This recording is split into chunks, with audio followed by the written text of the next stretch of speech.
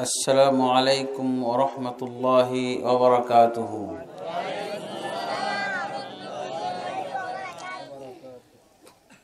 إن الحمد لله نحمده ونستعينه ونستغفره ونعوذ بالله من شرور أنفسنا ومن سيئات أعمالنا. من يهده الله فلا مضل له ومن يضلل فلا هادي له. وأشهد أن لا إله إلا الله وحده لا شريك له، وأشهد أن محمدا عبده ورسوله. يا أيها الذين آمنوا اتقوا الله حق تقاته ولا تموتن إلا وأنتم مسلمون. يا أيها الناس اتقوا ربكم الذي خلقكم من نفس واحدة وخلق منها زوجها وبث منهما رجالا كثيرا ونساء. واتقوا الله الذي تساءلون به والأرحام إن الله كان عليكم رقيبا. يا أيها الذين آمنوا اتقوا الله وقولوا قولا سديدا يصلح لكم أعمالكم ويغفر لكم ذنوبكم، ومن يطع الله ورسوله فقد فاز فوزا عظيما. أما بعد، فإن خير الحديث كتاب الله، وخير الهدي هدي محمد صلى الله عليه وسلم، وشر الأمور محدثاتها، وكل محدثة بدعة، وكل بدعة ضلالة، وكل ضلالة في النار. أما بعد، فأعوذ بالله من الشيطان الرجيم. إن الدين عند الله الإسلام. وقال سبحانه: ومن يبتغي غير الإسلام دينا فلن يقبل منه وهو في الآخرة من الخاسرين.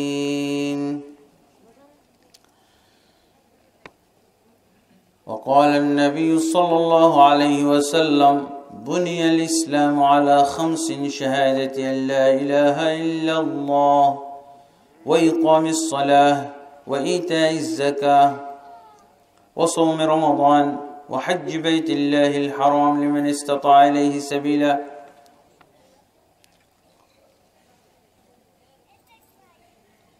রওনাট উত্তরপাড়া জামে মসজিদ ও যুব সমাজের উদ্যোগে দুদিনব্যাপী দ্বিতীয় বার্ষিক ওয়াজ মাহফিলের সভাপতির আসন অলঙ্কৃতকারী জনাব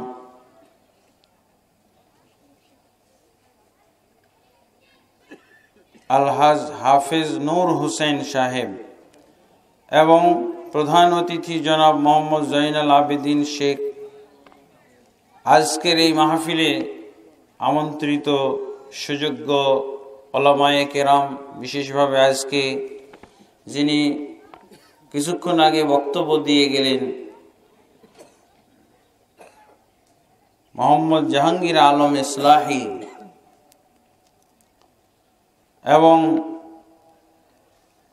আজকের এই মাহফিলে বিশেষ অতিথি হিসেবে আমন্ত্রিত অতিথিবৃন্দ, অত্র এলাকার মুরব্বিয়ানে কেরাম এবং আমার বন্ধু সমতুল্য এবং ছোট ভাই কচিকাচারা, পর্দার আড়ালে মা ও বোনেরা, আমি আপনাদেরকে আবারও তাহিয়াতুল খালিদা, তাহিয়াতু আহলিল জান্নাহ জানাচ্ছি। জান্নাতের সম্ভাষণ আসসালামু আলাইকুম ওয়া রাহমাতুল্লাহি ওয়া বারাকাতুহু।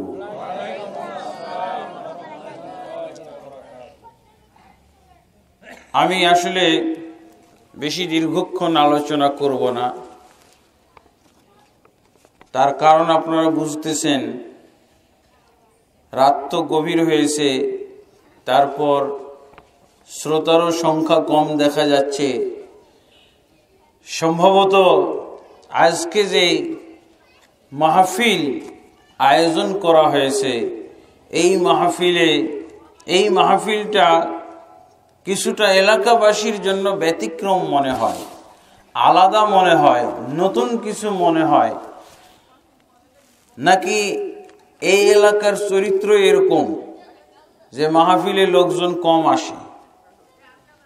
আমি ভালো জানি না, আপনাদের এলাকার চরিত্র সম্পর্কে আপনারাই ভালো জানেন। তবে আজকে শুনলাম যে দিনের বেলা একটা মাহফিল হয়েছে, সেখানে লোকারণ্য হয়ে গেছিল। সেখানে লোকারণ্য হয়ে গেছিল। এখন কেউ কেউ বলছে যে অধিকাংশ লোক হেলিকপ্টার দেখতে আসছে, আবার কেউ বলছে যে বক্তা দেখতে আসছে। হেলিকপ্টার। আমার দিনাজপুর এলাকার একটা মাহফিলের ঘটনা মনে পড়ে গেল। আমাদের বাংলাদেশে আসলে দিন সম্পর্কে জানার মানুষের আগ্রহ খুব কম। আমি এক মাহফিলে গেলাম, এরকম প্রধান বক্তা, কিন্তু পাশের গ্রামে আসছে উট। উট তো আমাদের দেশে সচরাচর দেখা যায় না। ইন্ডিয়া থেকে কে একটা উট নিয়ে এসছে, উট দিয়ে আকিকা করবে, বাচ্চার আকিকা দিবে উট দিয়ে। ইন্ডিয়া থেকে উট আনাইছে, সেই উটের জায়গায় সব শ্রোতা চলে গেছে উট দেখতে। এই হলো অবস্থা। তা আমি জানি না আপনারা যারা এখানে বসে আছেন, আমার আলোচনা আপনারা শোনার মন মানসিকতা রাখেন কি না। আলহামদুলিল্লাহ, আমি আশা করি, আমি কিন্তু এরকম সদিচ্ছা রাখি যে কয়জনই আছেন তাদের উদ্দেশ্যে আমি কোরআন এবং হাদিস থেকে আমার নির্দিষ্ট আলোচনা আপনাদের সামনে পেশ করব। আল্লাহ তাবারক ওয়া তাআলা আমাকে আলোচনা পেশ করার তৌফিক দান করুন, এবং সাথে সাথে আমাকে আগে আমল করার এবং পরে আপনাদেরকেও সেই আলোচনাগুলো বুঝে আমল করার তৌফিক দান করুন। আল্লাহুম্মা আমিন। তবে আমি আজকে যে আলোচনা করব, সেই আলোচনার বৈশিষ্ট্যটা তুলে ধরছি সংক্ষেপে। আমি অবশ্যই ইসলাম নিয়ে আলোচনা করব, কিন্তু আজকের আলোচনাটা একটু ব্যতিক্রম। আমরা শুধু সোনার মদিনার কথা শুনি, সোনার মদিনার গজল শুনি, তাই না? আজকেও সোনার মদিনার গজল হয়েছে। সোনার মদিনার জন্য আমরা পাগল। কেন সোনার মদিনার পাগল বলেন তো? একটু আমার সাথে আপনারা সাড়া শব্দ করবেন, তাহলে আমি বুঝবো আপনারা আমার সাথে আছেন। আপনাদের আজকের মাহফিলে যেই বক্তারা দাওয়াত পেয়েছে, যাদেরকে আমন্ত্রণ করা হয়েছে, বাংলাদেশের ভিতরে অত্যন্ত নামকরা আলেম। আমি তো এই যে নামটা মোহাম্মদ জাহাঙ্গীর আলম ইসলাহি নাম যখন প্রথম দেখলাম, তখন ইনি তো প্রধান বক্তা, আবার আমাকে কিসের প্রধান বক্তা করা হয়েছে? ইনি তো একজন প্রধান বক্তা, সারা বাংলাদেশে প্রধান বক্তা হিসেবে দাওয়াত দেওয়া হয়। আমি তো তাজ্জব হয়ে গেলাম যে এই নিভৃত পল্লী এলাকায় কিভাবে এরকম দুইজন বক্তা আপনারা নিয়ে চলে আসলেন, অথচ শ্রোতার খবর নাই। লা হাওলা ওয়ালা কুওয়াতা ইল্লা বিল্লাহ। আমার জন্মস্থান ঠাকুরগাঁ, বৃহত্তর দিনাজপুরের ভিতরে। এতগুলো শ্রোতার জন্য কোনো মাইকিং পোস্টার এগুলো লাগবে না। শুধু আপনি মাগরিবের টাইমেই যদি বলেন যে একজন বক্তা আসছে, একজন আলেম আসছে অমুক ঢাকার থেকে, ওয়াজ করবেন, মসজিদের মাইক দিয়ে আপনি প্রচার করবেন, দেখবেন এই প্যান্ডেলের চাইতে অনেক বেশি লোক। আলহামদুলিল্লাহ। এটা এক এক এলাকার এক একটা হয়তো চরিত্র। অনেকে হয়তো রাত জেগে ওয়াজ শোনার অভ্যাস নাই। আবার দেখা যায় এটাও একটা কারণ হইতে পারে যে আজকে শ্রোতা কেন নাই। আসলে কিন্তু প্রত্যেক বক্তার আলাদা আলাদা শ্রোতা আছে, বক্তা বিশেষে শ্রোতা পাওয়া যায়। বক্তার নামটা কি? ও এটা তো চিনি না, এটা তো চিনি না, এই বক্তা তো চিনি না। অথবা বলা হবে এই বক্তা তো আমাদের বক্তা না, আমাদের দল না। অথবা বলা হবে এই বক্তা তো আমাদের সংগঠনের না, এই বক্তা তো আমাদের না। এরকম এইসব দৃষ্টিভঙ্গিগুলো হয়তো কাজ করে। তা আলহামদুলিল্লাহ আজকে আমি এই বিষয়টা স্পষ্ট করে দিই, আমি একজন বক্তা। এই যে দেখতেছেন আয়োজন, এরা আমার আলোচনাগুলো ভিডিও করে ইন্টারনেটে ইউটিউবে পাঠিয়ে দেয়। সারা বিশ্বের যারা বাঙালি মুসলমান তারা এগুলো শোনে এবং দেখে। আলহামদুলিল্লাহ আমি মদিনা ইসলামী বিশ্ববিদ্যালয়ে 4 বছর লেখাপড়া করেছি। এই দেশে যে লেখাপড়া করতে হয় সেটা করেছি। মাদ্রাসা লাইনে দাওরা হাদিস, তারপরে আলিয়া লাইনে লেখাপড়া করেছি। ঢাকা ইউনিভার্সিটিতেও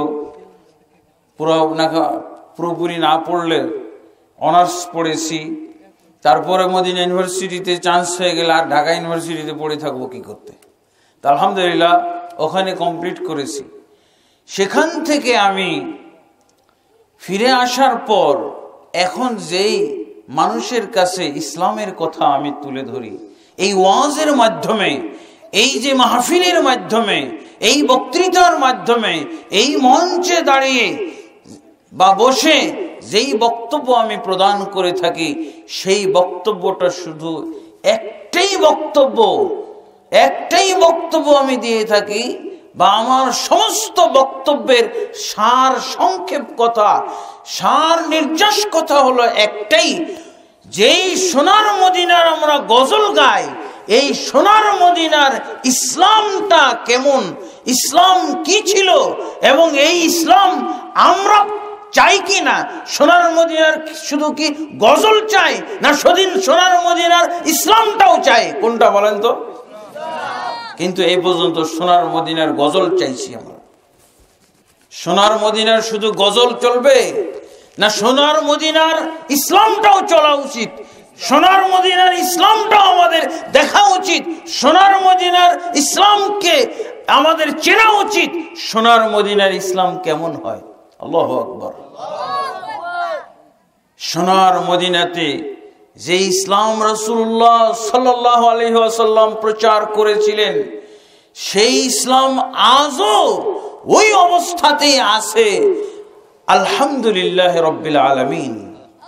কিন্তু আমাদের দেশের ইসলাম যদি, আচ্ছা বলেন তো, যে ইসলাম আল্লাহ নাজিল করেছেন কয় পদের ইসলাম বলেন তো? কয় রকমের ইসলাম, কয় চেহারার ইসলাম? আচ্ছা ইসলাম যদি এক হয় তো এই ইসলাম ধর্মের অনুসারীরা এক হওয়ার কথা না? অঙ্কের সূত্রর মতো কথাগুলো। কিন্তু ইসলাম যদি এক হয়, এই ইসলামকে যারা অনুসরণ করবে তারা এক হবে না? সাহাবায়ে কেরাম কয় দলে বিভক্ত ছিলেন বলেন না? কয়টা সংগঠন ছিল সাহাবায়ে কেরামের ভিতরে? সাহাবায়ে কেরাম কয় দরবারে বিভক্ত ছিল? সাহাবায়ে কেরাম কয় দরগাহতে বিভক্ত ছিল?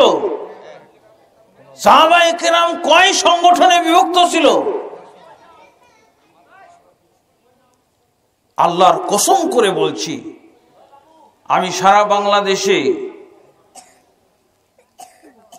গজলের পাশাপাশি, গজল আছে আমি বলছি না যে গজল ভুলে যান আপনারা, গজল গান, কিন্তু এই সোনার মদিনার ফজিলতটা কি, এই সোনার মদিনার গুণ কি, এই সোনার মদিনার আমাদের কাছে পাওনা কি, এইগুলো আমাদেরকে বুঝতে হবে।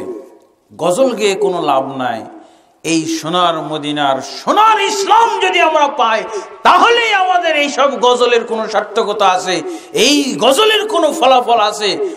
আর শুধু গজল গাইলাম আর সোনার মদিনার ইসলাম চিনলাম না, বুঝলাম না, মানলাম না, বরং বিরোধিতা করলাম, এসব গজলের কোনো মূল্য নাই। গজল গান, কিন্তু আপনি সোনার মদিনা, কেন সোনার মদিনা হলো এইটা আপনাকে বুঝতে হবে। তাহলে ওয়াজটা একটু ব্যতিক্রম হচ্ছে না? আমি আজকে ইসলামের ব্যাপারে বক্তব্য রাখবো, তবে আমাদের বাংলাদেশি ইসলাম না, কোথাকার ইসলামের বক্তব্য রাখবো? সোনার মদিনার ইসলাম। সোনার মদিনাতে যে ইসলাম আজও বহল আছে, রাসূলুল্লাহ সাল্লাল্লাহু আলাইহি ওয়াসাল্লাম যে ইসলাম নিয়ে এসেছিলেন, ইসলাম কে নিয়ে এসেছিলেন? কোথায় নিয়ে এসেছিলেন? ঢাকায়, দিল্লিতে, ইসলামাবাদ, করাচিতে? এই কথাগুলো মনে রাখবেন। এই সোনার মদিনার ইসলাম যার মাধ্যমে এসেছিল তিনি হলেন মুহাম্মদুর রাসূলুল্লাহ সাল্লাল্লাহু আলাইহি ওয়াসাল্লাম। তিনি হলেন এই কোরআনের বার্তাবাহক, তিনি হলেন কোরআন আল্লাহর কাছ থেকে গ্রহণকারী ব্যক্তি। তার মাধ্যমে এই কোরআন এসেছে, তার উপরে এই কোরআন ওয়াহী হিসেবে নাজিল হয়েছিল। বন্ধুগণ, আজকে আমরা যে ব্যক্তি বা যে নারী এবং পুরুষ এখানে উপস্থিত আছি, দিনী ভাই এবং বোনেরা, আজকে যারা এই বক্তব্য শুনবেন, প্রত্যেকটা সেন্টেন্স ইনশাআল্লাহ আপনাদের জন্য উপকার এবং কল্যাণ বয়ে আনবে ইনশাআল্লাহ। আল্লাহ তাবারক ওয়া তাআলা আমাদেরকে তৌফিক দান করুন, আমিন। আমাদের দেশে আজকে এখানে হয়তো মাহফিলে লোক কম, কেন? বক্তা চিনেন না। যদি বক্তাতে নাম লেখা হতো, বক্তার নামের পিছনে যদি লেখা হতো অমুক দরবার শরীফ, অমুক বগদাদি, অমুক তমুক, এইভাবে যদি নাম লেখা হইতো তাহলে ঠিকই আসতো। আমি একবার টেস্ট করেছিলাম, বুঝেছিলেন? আমরা অনেক সময় নিজেদের পরিচয়টা আরো গোপন করি। রাসূলুল্লাহ সাল্লাল্লাহু আলাইহি ওয়াসাল্লাম একটি হাদিসের ভিতরে বলছেন, তিরমিজি শরীফের হাদিস, উনজুরু ইলা মা কিলা ওয়ালা তানজুরু ইলা মান ক্বাল। যা বলা হচ্ছে, যা বক্তব্য দেওয়া হচ্ছে, সেই বক্তব্যের দিকে দেখো, কে বক্তব্য দিচ্ছে এটা দেখার দরকার নাই। আমার ভক্ত হন এইটা আমি চাই না। আমি আকরামুজ্জামান আজকে প্রধান বক্তা আপনারা বানিয়েছেন, আমার প্রধান বক্তা না, একেবারে চতুর্থতম বক্তা হইলেও কোনো আপত্তি নেই। এবং আমি আকরামুজ্জামানের নাম না জানলেও কোনো আফসোস আক্ষেপ নাই আমার। আমি যেটা চাই, আমার যেটা লক্ষ্য উদ্দেশ্য এই বক্তব্যের, আমার মুখ দিয়ে যেন সেই সোনার মদিনার ইসলামটা মানুষ চিনতে পারে, মানুষ জানতে পারে। বাস, আমাকে না জানুক, আমাকে জানার কোনো প্রয়োজন নেই, আমাকে জানার কোনো দরকার নাই। আমার মাধ্যমে যদি সেই আল্লাহর নাজিলকৃত ইসলামের পরিচয় পাওয়া যায়, আমার মাধ্যমে আমার বক্তব্য দ্বারা যদি রাসূলুল্লাহ সাল্লাল্লাহু আলাইহি ওয়াসাল্লামের আনিত ইসলামের সন্ধান পাওয়া যায়, এটাই হলো আমার চাওয়া, এটাই হলো আমার পাওয়া, এটাই হলো আমার উদ্দেশ্য, এটাই হলো আমার লক্ষ্য। আমার নাম একবারও বলার দরকার নেই আপনাদের, আমার নামটা কেউ না জানলো কোনো আপত্তি নাই, কিন্তু উনজুরু ইলা মা কিলা, যা বলা হচ্ছে সেটার দিকে নজর করো, সেটা দেখো কি বলা হচ্ছে। এটা যদি আমরা আমল করতাম তাহলে তো এরকম ঘটতো না। বন্ধুগণ, আমি যখন মদিনায় গেলাম, দেখলাম ইসলাম আমাদের বাংলাদেশ ভারতবর্ষের ইসলামের সাথে কম্পেয়ার করে অনেক জিনিস আমি বুঝতে পেরেছি। এতে তো কারো সন্দেহ নাই যে যে ইসলাম আমরা পেয়েছি ভারতবর্ষে, এই ইসলামটা কোথা থেকে এসেছে? মদিনা, মক্কা। মক্কাতে নাজিল হয়েছে, শুরু হয়েছে নাজিল হওয়া, কিন্তু প্রচার হয়েছে, তাবলীগ, দাওয়াত এবং তাবলীগের কাজ হয়েছে মদিনার থেকে। আল্লাহু আকবার। এই মদিনার ইসলাম যখন আমি যাওয়ার পর একটার পর একটা বোঝার চেষ্টা করলাম, তখন দেখলাম যে আল্লাহু আকবার, এই মদিনার থেকে যাওয়া ইসলাম আমাদের ভারতবর্ষে ইসলামের অনেক বিষয় পৌঁছাই নাই। লা হাওলা ওয়ালা কুওয়াতা ইল্লা বিল্লাহ। এক জায়গা থেকে আরেক জায়গায় যে আপনি বহন করবেন একটা জিনিস, পড়ে থেকে যেতে পারে না। দেখবেন ধান খেতে আগে স্তূপ দেয়, তারপরে নিয়ে আসে, দেখবেন অনেক ধান পড়ে আছে। আপনি মাল সমান এক জায়গায় রেখেছেন, আপনার বিভিন্ন প্রকার সম্পদ এক জায়গায় রেখেছেন, ওগুলো যখন স্থানান্তর করলেন তখন অনেক অনেক মাল সমান পড়ে থাকতে পারে না। হয়তোবা সোনার টোপলাটাই পড়ে থেকে গেছে, হয়তোবা গয়নাই পড়ে থেকে গেছে, সোনাই থেকে গেছে। আমি এই জিনিসটা লক্ষ্য করেছি। বাংলাদেশ থেকে, এই সোনার মদিনা থেকে আমাদের ভারতবর্ষে, সারা পৃথিবীতে যে ইসলাম গেছে, আমাদের ভারতবর্ষের কথাটা বলছি, ইসলামের অনেক জরুরি বিষয় পৌঁছাই নাই, ওখানে রয়ে গেছে। ওখান থেকে আনা দরকার ছিল, ওখান থেকে নিয়ে আসা প্রয়োজন ছিল। যেই জরুরি জিনিসগুলো, এরকম কতগুলো জরুরি জিনিস রয়ে গেছে। আমরা এগুলো কিছু শুনবেন, সূচিপত্র দেওয়া যেতে পারে, সব বলা সম্ভব না এক রাত্রে। সূচিপত্র দেওয়া যেতে পারে। আমাদের ইসলামটাকে যদি সোনার মদিনার ইসলামের সাথে তুলনা করতে যায়, তাহলে ইসলামের 5টা রুকন আছে না? ইসলামের 5টা, তাহলে 1 দিয়ে শুরু করতে হয়। 1 নম্বর রুকন হলো লা ইলাহা ইল্লাল্লাহ।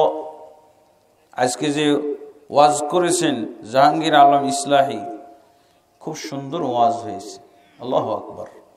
এই ওয়াজ যদি আপনারা মুখস্থ রাখতে পারেন, আমল করতে পারেন, ইনশাআল্লাহ উনার ওয়াজও সেই মদিনার লক্ষ্যে, মদিনার ইসলামের পরিচয়ের বিভিন্ন দিক সেখানে উল্লেখ করা হয়েছে। শিরক এবং শিরকের নমুনা, বাংলাদেশে বিভিন্ন ধরনের শিরকি কার্যকলাপ যা জনগণ পালন করে, যা বিভিন্ন ধরনের পীর মুর্শিদ নামধারীরাও আমাদেরকে যেগুলো করায়, এগুলো সম্পর্কে তিনি একটা ভালো ধারণা আপনাদের কাছে তুলে ধরেছেন।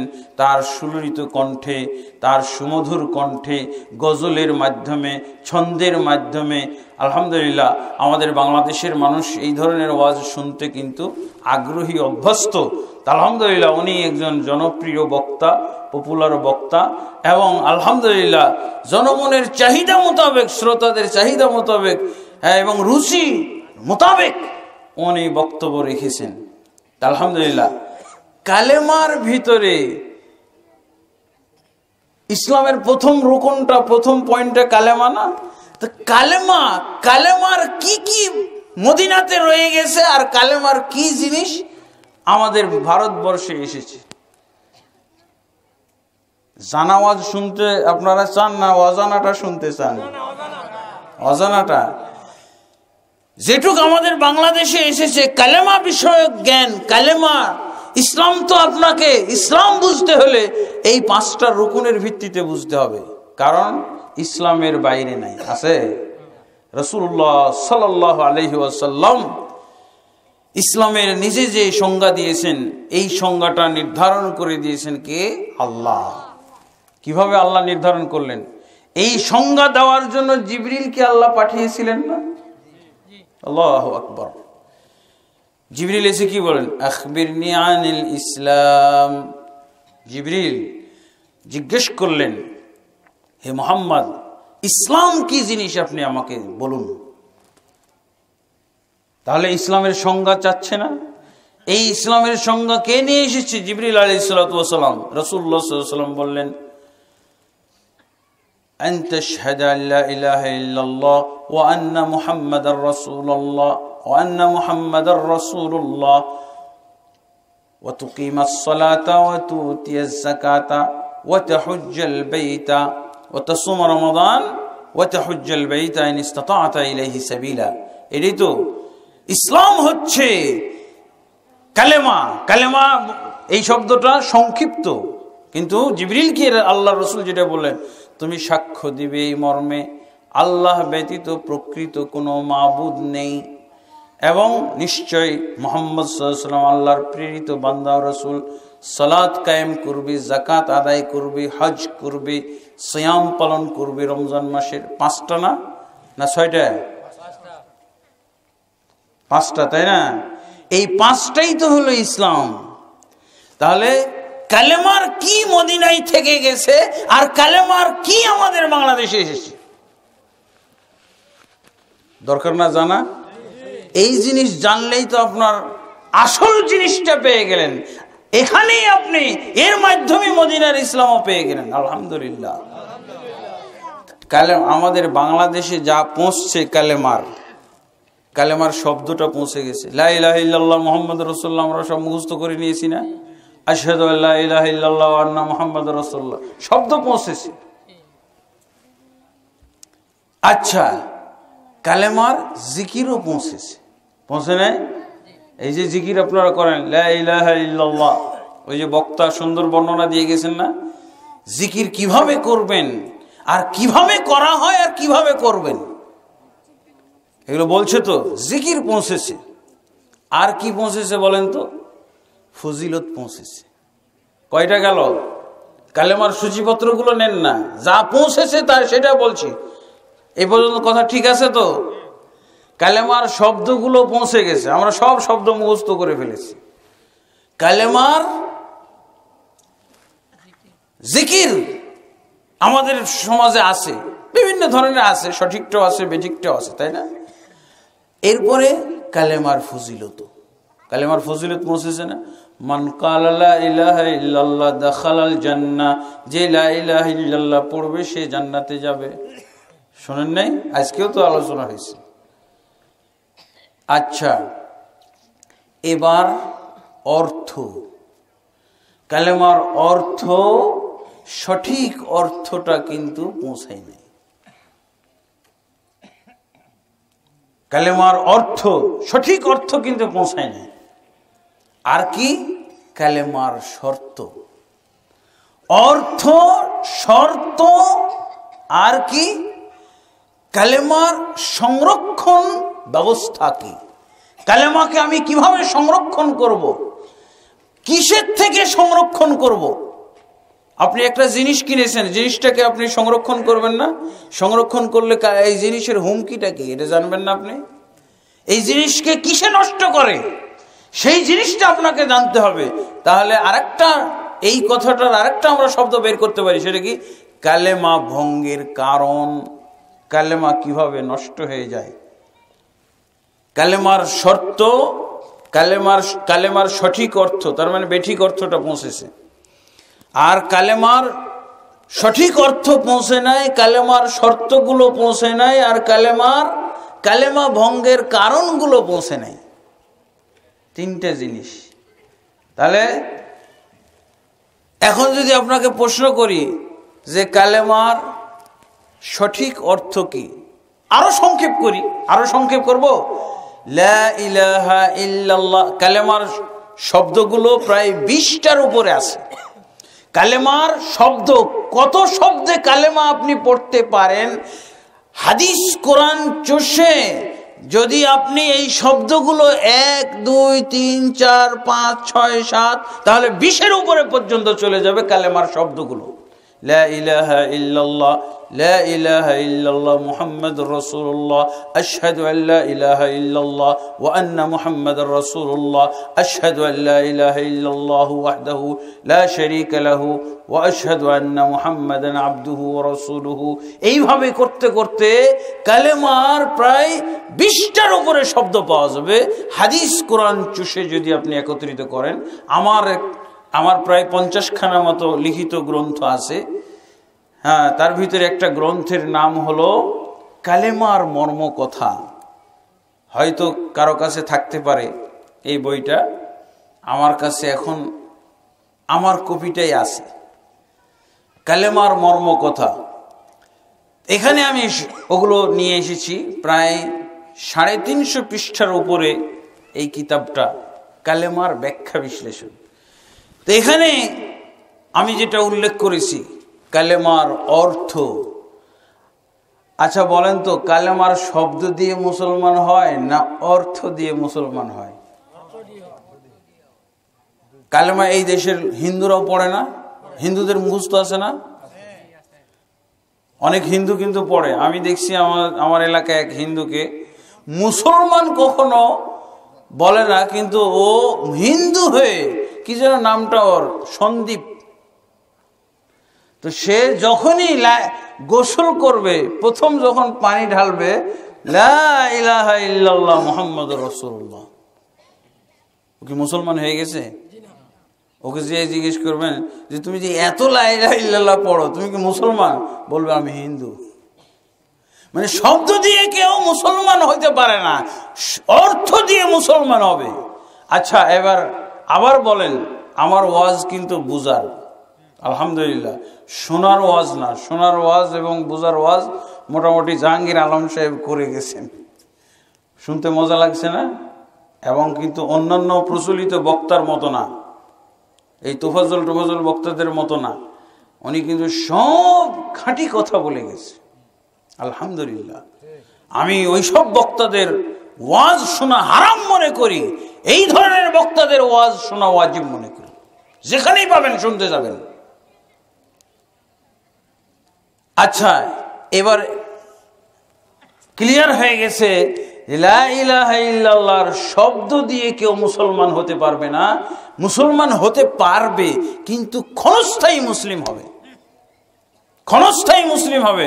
আমার সামনে আলেম ওলামা আছেন, তারা বুঝবেন।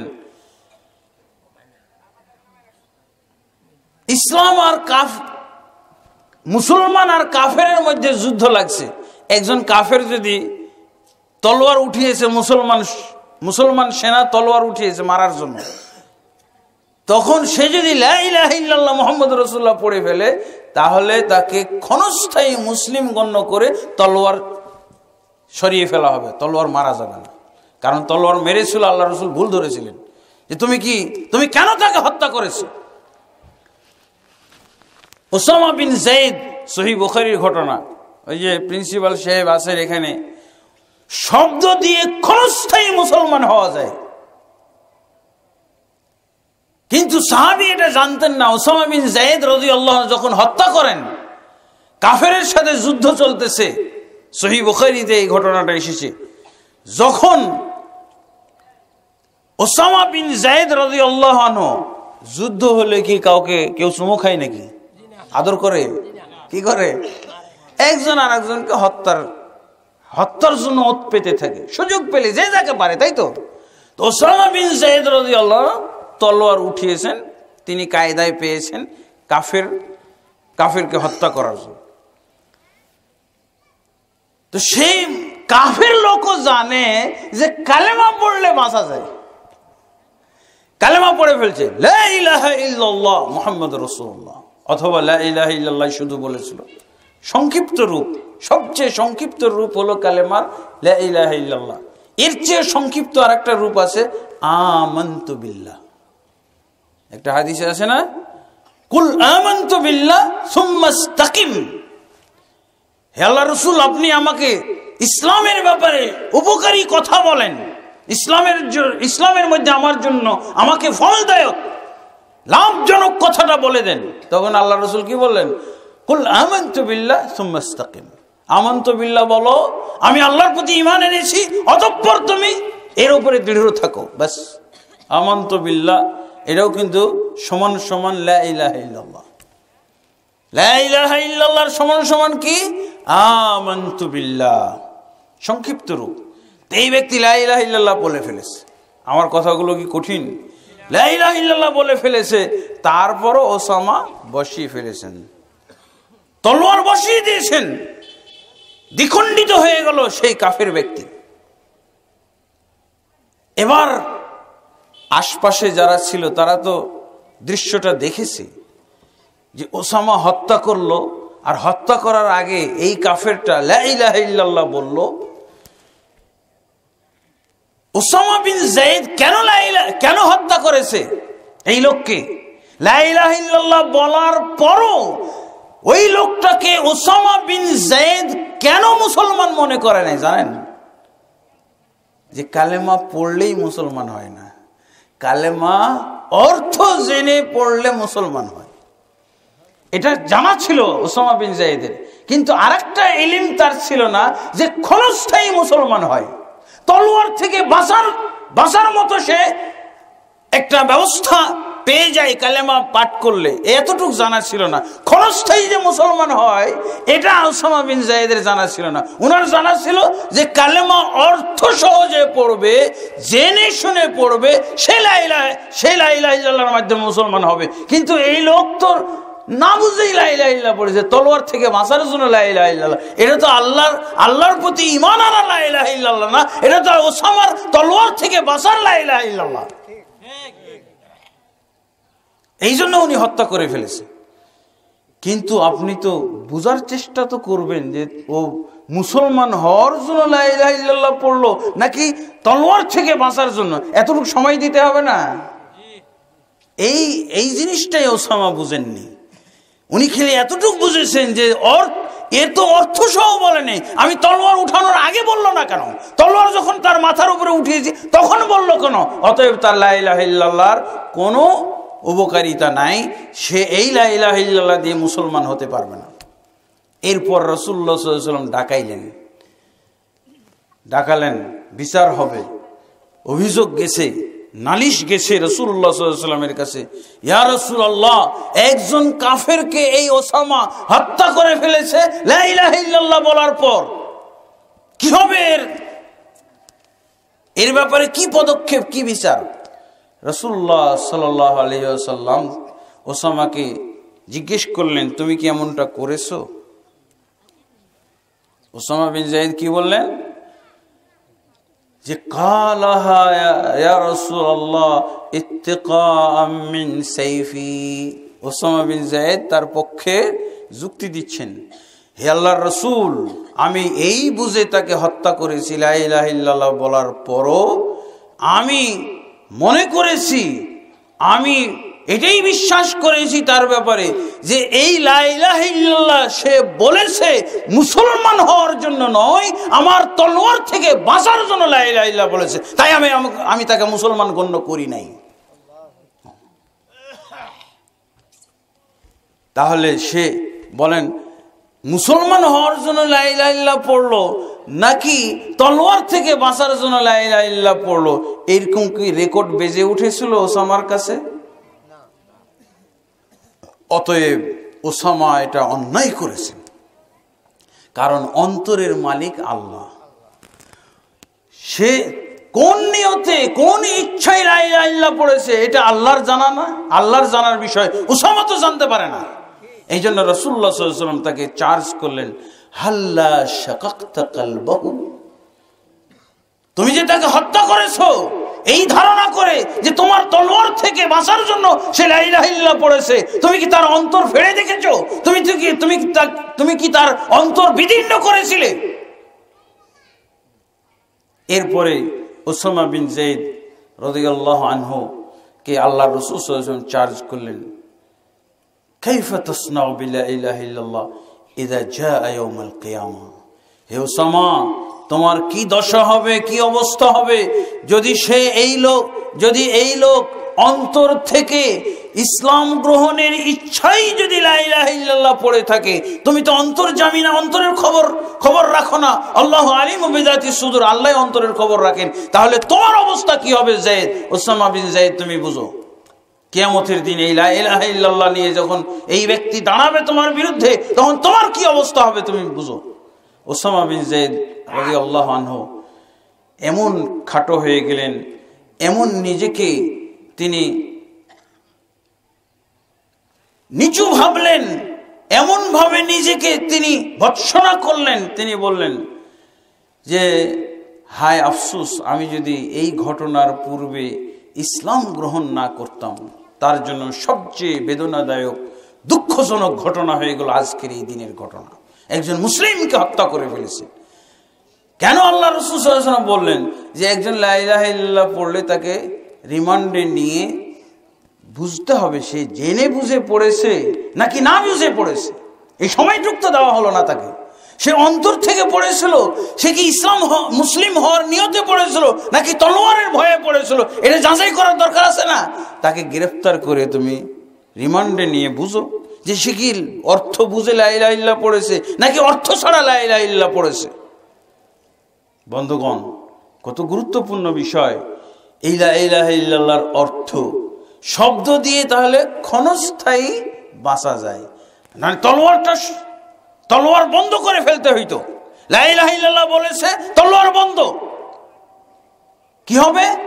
একে বন্দি করে নিয়ে যাচাই করে দেখতে হবে কি বুঝে লা ইলাহা ইল্লাল্লাহ পড়েছে না বুঝে পড়েছে। না বুঝে যদি পড়ে থাকে তাহলে সে মুসলিম না। তাহলে ওসামা বিন যায়েদ যা করেছে ঠিক আছে। দেখছেন লা ইলাহা ইল্লাল্লাহর এই জায়গাতে। তো লা ইলাহা ইল্লাল্লাহর এই লা ইলাহা ইল্লাল্লাহর অর্থটা কি হবে, যে অর্থ আমরা জানবো। এখানে আরেকটা বিষয় যে যদি লা ইলাহা ইল্লাল্লাহর সঠিক অর্থ আমি বুঝে মুসলিম হই তাহলে হব কি সঠিক মুসলিম। লা ইলাহা ইল্লাল্লাহর অর্থ সঠিক হলে আমি মুসলমানও সঠিক। যদি লা ইলাহা ইল্লাল্লাহর অর্থ বেঠিক হয় তাহলে আমি মুসলিম হিসেবেও কিন্তু বেঠিক মুসলিম হয়ে গেলাম না। তাহলে এটাও একটা বিষয়। এই জন্য মক্কা মদিনার আলেমরা আমাদের বাংলাদেশের আলেমের যদি ইন্টারভিউ নেয় তাহলে প্রথম প্রশ্নটা কি করেন জানেন? মা মা'না লা ইলাহা ইল্লাল্লাহ। আলেমকে যদি প্রশ্ন করে, মক্কা মদিনার কোনো আলেম আমাদের বাংলাদেশে ভারতবর্ষের কোনো আলেমকে যদি প্রশ্ন করে, মৌখিক প্রশ্ন হোক আর লিখিত প্রশ্ন হোক, প্রথম প্রশ্ন যেটা করে সেটা কি? মা মা'না লা ইলাহা ইল্লাল্লাহ।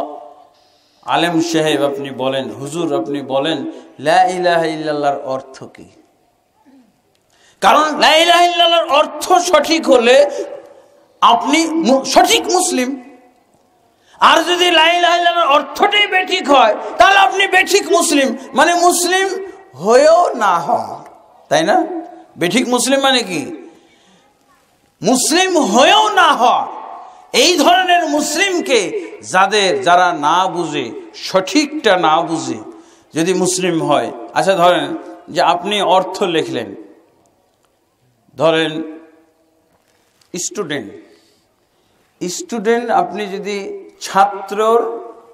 স্টুডেন্ট মানে ছাত্র, যদি আপনি স্টুডেন্ট মানে গরু বলেন,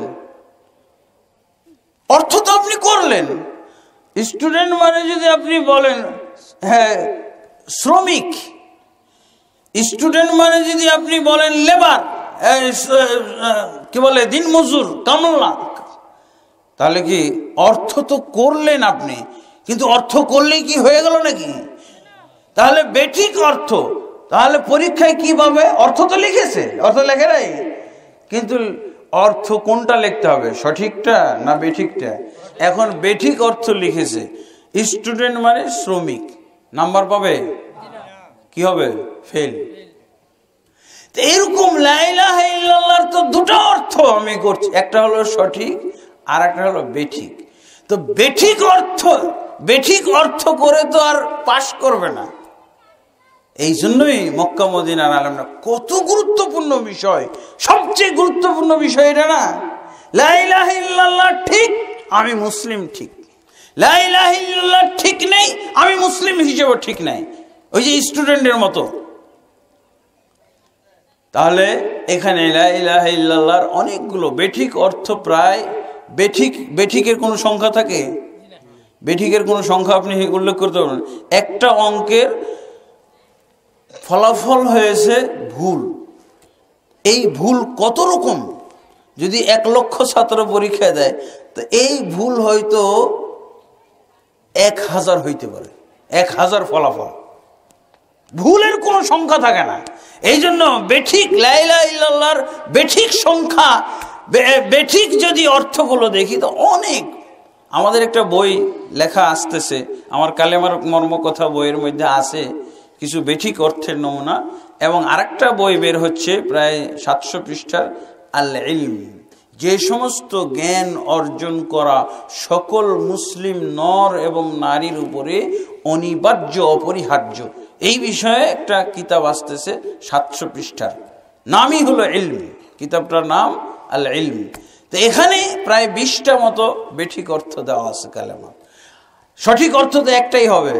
সঠিক অর্থটা সূরা লুকমানের মধ্যে আল্লাহ তাবারক ওয়া তাআলা উল্লেখ করেছেন, যালিকা বিআন্নাল্লাহা হুয়াল হক ওয়া আন্না মা ইয়াদউনা মিন দুনিহিল বাতিল। অন্য আয়াতও আছে, যালিকা বিআন্নাল্লাহা হুয়াল হক। এটা এই জন্য যে আল্লাহ হচ্ছেন সত্য, সঠিক, হক। ওয়া আন্না মা ইয়াদউনা মিন দুনিহিল বাতিল, এবং তারা অর্থাৎ কাফের মুশরিকরা আল্লাহকে বাদ দিয়ে যাকে তারা আহ্বান করতেছে, ডাকাডাকি করতেছে, এইগুলো হলো বাতিল। এই আয়াত থেকেই কালেমার সঠিক অর্থ নেওয়া হয়েছে। সেটা কি? আল্লাহ ব্যতীত প্রকৃত সত্যিকার অর্থে কোনো মাবুদ নাই।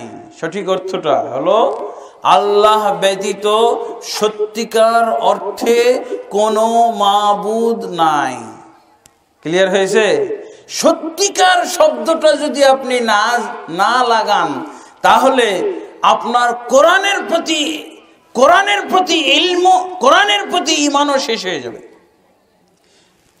কোরআন অস্বীকার করা হবে। আল্লাহ ব্যতীত প্রকৃত বা সত্যিকার অর্থে কোনো মাবুদ নেই। কিন্তু আমাদের সমাজে কিভাবে তরজমা করে? এই সত্যিকার শব্দটা উল্লেখ করা হয় না। কি বলে? আল্লাহ ব্যতীত কোনো মাবুদ নাই। আল্লাহ ব্যতীত কোনো মাবুদ নাই, এটাই তরজমা করা হয় না। এটা হলো ভুল অর্থ। আল্লাহ ব্যতীত কোনো মাবুদ নাই। কোরআনেই যে অনেক মাবুদের কথা আছে, কোরআনে যে অনেক মাবুদের কথা আছে, এগুলো কি মাবুদ?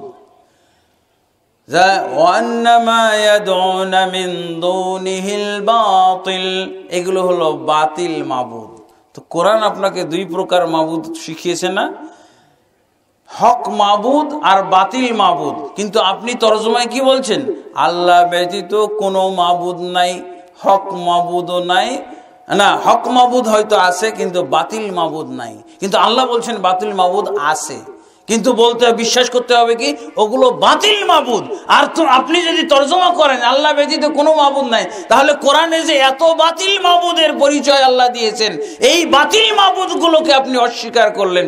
এবার আল্লাহ ব্যতীত যেহেতু কোনো মাবুদ নাই, তাহলে আল্লাহকেই হতে হবে হক মাবুদ এবং বাতিল মাবুদ দুইটাই। বুঝেছেন কি দাবিটা? এই জন্য এই কারণে আমাদের মক্কা মদিনার আলেমরা যদি এই দেশে এসে প্রশ্ন করে, তাহলে জিজ্ঞেস করে লা ইলাহা ইল্লাল্লাহ, লা ইলাহা ইল্লাল্লাহর অর্থ কি? লা ইলাহা ইল্লাল্লাহর অর্থ হলো লা মাবুদা বিহাক্কিন ইল্লাল্লাহ। আরেকটা আপনাদেরকে এই অর্থের ক্ষেত্রে আরেকটা আপনাদেরকে আমি ইলম দান করব। সেটা কি? আচ্ছা, লা ইলাহা ইল্লাল্লাহ তো আল্লাহর রাসূল সাল্লাল্লাহু আলাইহি ওয়াসাল্লাম আমাদেরকে শিখিয়েছেন, লা ইলাহা ইল্লাল্লাহর শব্দ শিখিয়েছেন। লা ইলাহা ইল্লাল্লাহর অর্থটা কি আল্লাহ রাসূল শিখিয়ে যাননি? যদি আমি প্রশ্ন করি যে আল্লাহর রাসূল সাল্লাল্লাহু আলাইহি ওয়াসাল্লাম লা ইলাহা ইল্লাল্লাহর কি অর্থ করেছেন, সেই ভাষাটা কি, সেটা তো জানা দরকার, তাই না? লা ইলাহা ইল্লাল্লাহ আল্লাহর রাসূল সাল্লাল্লাহু আলাইহি ওয়াসাল্লামের কাছ থেকে শুধু কি আমরা শব্দ নিব, অর্থটা নেওয়া দরকার না? অর্থটা আজকের বক্তা আপনাদেরকে সেই অর্থটা কিন্তু করে দিয়েছে। আল্লাহর রাসূল সাল্লাল্লাহু আলাইহি ওয়াসাল্লাম যে অর্থ করেছেন লা ইলাহা ইল্লাল্লাহ কালেমার যে অর্থ করেছেন, সেই অর্থটা আজকের এই হাদিসে এসে গেছে। মুসলিম শরীফের হাদিস যেটা আজকে পেশ করেছেন, ওই যে 4টা জিনিস জান্নাতের জন্য বলা হয়েছে না, প্রথম শব্দটা কি ছিল? তা'বুদুল্লাহ ওয়া লা তুশরিকু বিহি শাইআ, তুমি একমাত্র আল্লাহর ইবাদত করবে, তার সাথে কাউকেও শরীক করবে না। এই হাদিসে 4টা জিনিসের কথা বলা হয়েছে। এখানে কি কালেমা আছে? কালেমা আছে? কালেমা কিন্তু নাই। কি আছে? কালেমার অর্থ আছে, কালেমার শব্দটা নাই। 4টা জিনিস অনুসরণ করতে বলেছেন। ওই যে ব্যক্তি এসে বলল না, ইয়া রাসূলুল্লাহ আমি জান্নাতে যেতে চাই, আমি কিভাবে জান্নাতে যাব, জান্নাতে যাওয়ার আমলগুলো কি, জান্নাতে যাওয়ার করণীয় কি? তখন আল্লাহ রাসূল সাল্লাল্লাহু আলাইহি ওয়াসাল্লাম কি বললেন? তা'বুদুল্লাহ ওয়া লা তুশরিকু বিহি শাইআ, একমাত্র আল্লাহর ইবাদত করবে, তার সাথে কাউকে শরীক করবে না। সালাত কায়েম করবে, যাকাত আদায় করবে, আর কি সিয়াম পালন করবে। পঞ্চমটা আল্লাহর রাসূল সাল্লাল্লাহু আলাইহি ওয়াসাল্লাম বলেননি, তখনও ফরজ হয় নাই। বলেন তো এই হাদিসে কি কালেমা আছে? কি আছে? কালেমার অর্থটা আছে। কালেমার অর্থ কি? কালেমার অর্থ হলো তা'বুদুল্লাহ ওয়া লা তুশরিকু বিহি শাইআ। কালেমার অর্থ হলো একমাত্র আল্লাহর ইবাদত করা, তার সাথে কাউকেও শরীক না করা। এটা হলো নবীর অর্থ। এই হাদিসে কালেমার শব্দ নাই, আশহাদু আল্লা ইলাহা ইল্লাল্লাহ নাই, আর লা ইলাহা ইল্লাল্লাহ নাই। কি আছে? সেই আশহাদু আল্লা ইলাহা ইল্লাল্লাহ এবং লা ইলাহা ইল্লাল্লাহর মর্মার্থটা আল্লাহর রাসূল সাল্লাল্লাহু আলাইহি ওয়াসাল্লাম বলে দিয়েছেন। তা'বুদুল্লাহ ওয়া লা তুশরিকু বিহি শাইআ, একমাত্র আল্লাহর ইবাদত করবে, তার সাথে কাউকে শরীক করবে না। বুঝা গেছে? তাহলে যে কোনো অর্থ এক প্রকৃত তাহলে আল্লাহ শিরক মুক্ত মাবুদ, শিরক থেকে মুক্ত করে যেই মাবুদকে আপনি মানবেন। এই যে কোরআনের মধ্যে অনেক কিন্তু আয়াত আছে। সূরা নূহের 23 নম্বর আয়াত আল্লাহ কি বলছেন? وَقَالُوا لَا تَذَرُنَّ آلِهَتَكُمْ وَلَا تَذَرُنَّ وَدًّا وَلَا سُوَاعًا وَلَا يَغُوثَ وَيَعُوقَ وَنَسْرًا ওয়ালা। দেখেন এখানে 5 জন মাবুদের নাম আছে। আল্লাহই 5 জন মাবুদের নাম নিয়েছেন। এই 5 জন মাবুদ কি বলবেন? আপনি কি তরজমা করলে এই 5 জন মাবুদ বাতিল করবেন? আল্লাহ ব্যতীত প্রকৃত কোনো মাবুদ নেই, এই কথা না বলা পর্যন্ত কি হবে? এই 5 জন মাবুদকে আপনি অস্বীকার করতে পারছেন না। কি বলবেন? তাহলে এরা কি? এই 5 জন মাবুদ সূরা নূহের মধ্যে যে আল্লাহ উল্লেখ করেছেন, ওয়াদ, সুয়া, ইয়াগুস, ইয়াউক, নাসর, 5 জন মাবুদ। ইব্রাহিম নূহ আলাইহিস সালাতু ওয়াস সালামের যুগে এই 5 জন মাবুদকে মানত। নূহ নবীর কওম এই 5 জন মাবুদ নিয়ে ব্যস্ত। প্রকৃত যিনি মাবুদ আল্লাহ, সেই মাবুদকে ভুলে গিয়ে তারা ওয়াদ, সুয়া, ইয়াগুস, ইয়াউক, নাসর এই 5 জন মাবুদকে তারা মাবুদ বলতো। এবং তারা বলতো এই নূহ পাগলের কথা শুনে এই 5 জন মাবুদকে তোমরা ত্যাগ করো না।